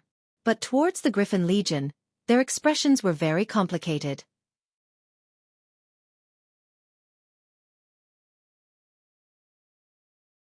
Chapter 89. The Griffin Legion before them didn't look like a defeated army at all. Even though they were riddled with wounds, many of them needing the support of their comrades to walk. Even though their armor was full of large gaps or large dents caused by heavy objects, they were still able to move their armor. Even though they shouldered the great crime of losing at Reedridge Mountain, and were blamed by countless nobles and commoners for their defeat. Still, the people couldn't bear to mock and curse them like they were the losers. It was simple. Carts after carts of orc heads accompanied them back. Even though the heads had been simply cured with lime, they still looked unspeakably terrifying. The people could clearly see the orcs' bulging eyes, their sharp fangs that seemed like they could tear a person apart in one bite, and the terrifying rings used as decoration on the fangs. The people could also see the enormous bodies of the orcs being transported back. Large numbers of orc axes and warhammers were displayed in the busy streets. When even the strongest of men couldn't easily wield these heavy weapons, the people finally realized what kind of terrifying monsters the warriors of Griffin Legion were fighting against. The streets of Stormwind City went from silence at first to sparse applause, then to thunderous cheers and applause in the end. The young warriors of Griffin Legion had experienced the greatest ups and downs of many people's lives. Well done! Good job, Griffin Legion! You've done your best. Without your bravery, the situation might have been even worse. For the first time in the history of Stormwind City, a large number of people were giving flowers and applause to the defeated army. At some point, the first warrior started crying. Then came the second, and the third. Men didn't easily shed tears. They were defeated. They were defeated, but they were also victors. Their tactics and strategies had failed, but they had at least overcome their fear and survived the trial of iron and fire. Anduin Lothar, Tom Seamus, and Bolvar for Dragon walked through the corridors of Stormwind Stronghold, feeling the gazes of the guards. Even though they had lost the battle, the guards had only now begun to view them as legends. Even before they entered the chamber, they could hear the clamor of voices squeezing through every crack in the door and every crevice. The nobles, who used to be so high and mighty that even speaking loudly was seen as uncultured, were using their loudest voices to ask the king to send troops to punish the evil orcs who had taken over Stormwind's territory in the most bloody way possible. The gate, which was as tall as two people, opened. The entire place fell silent. The air seemed to have frozen, and all sounds were locked in place. Unlike the simplest and purest civilians, many nobles had a more direct view of Lothar, hatred. They didn't care how hard Noxus fought, nor did they care that more than 60% of the Griffin Legion had died. They only knew that it was precisely because of Lothar's defeat that they had turned from nobles with real power to nobles with no home to return to. And this group of border nobles who had lost their territories were also the fiercest in front of King Lang. Seeing that Lothar and the others had entered, the nobles were ready to make trouble. King Lang Rin expressed his support for Lothar in the most direct way. He left the throne excitedly, strode down the stairs, and rushed to the door of the conference room. He gave Lothar a big hug. Damn orcs! I almost lost you forever. Thousands of words were all contained in this one sentence. There was no well done, or I don't blame you for trying your best. Lang only cared about the safety of his childhood friend. Anduin patted Lang's back hard. His eyes were also slightly watery, but he controlled his emotions. Your Majesty, Anduin Lothar is back. He was reminding Lang that they were in a public place. Lang immediately came to his senses. He let go of Lothar and said loudly, Welcome back, my commander. Welcome back, Duke for Dragon, General Seamus. In the face of the king's public support, the nobles had to swallow their words even if they wanted to make things difficult for Lothar. Lang sat down again. All right, everyone, and I have seen the report. As the ones who personally fought against the green-skin monsters, Lothar or Bolvar, who can tell us how powerful those monsters are? Bolvar was the first to bow. No amount of words can describe the violence of these monsters. Let everyone see for themselves. Bolvar clapped his hands, and the door of the conference room opened again. Along with the stench of blood, a barbaric aura that seemed to have come from ancient times rushed out. 2 guards pushed in a huge cage with wheels. Around the cage were 12 fully armed guards of the Wang clan, each of them holding a shield and an unsheathed sword. After seeing the huge and burly figure in the cage, almost all of the nobles in the conference room felt their eyelids twitch violently. Some of the more timid ones even let out a cry of surprise. Bolvar continued to introduce, "This is the green-skinned monster that we fought in the Reed Ridge Mountains. We will call it the Orc for now." With a wave of Bolvar's hand, the cage was immediately opened. 6 incomparably strong men with bulging muscles stepped forward and pulled on the shackles on the beastman's wrists and ankles. They lowered their bodies and prepared to exert their strength. Lothar gently pulled out his sword and stepped forward to block half of Lang's body. Their large formation made Lang and most of the nobles who had never seen an orc frown. Bolvar nodded at the royal court mage who was guarding Lang. "Master, you can remove the sleeping curse from this orc now." Lang nodded. The court mage softly chanted a few spells, and the orc clearly moved. Arg! The next moment, a roar that sounded like that of a prehistoric beast rang out, causing several nobles to lose their chairs and fall to the side. Without any questions or probing, the orc who had consumed the demonic blood immediately attacked the nearest human. His outburst was so fast that the 6 strong men couldn't stop him in time. One of the men who could not stand steadily on his horse was even dragged in front of the orc. The orc moved quickly, but the royal guards were even faster. Almost at the same time, 7 or 8 swords had already pierced into the orc's body.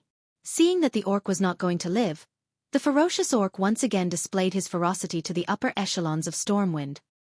He opened his mouth full of fangs and bit down on the man's shoulder, tearing off a fist-sized piece of flesh.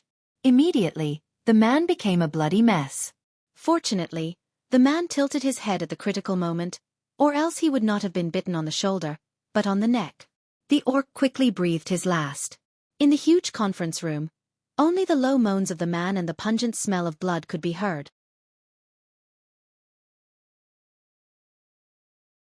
Chapter 90.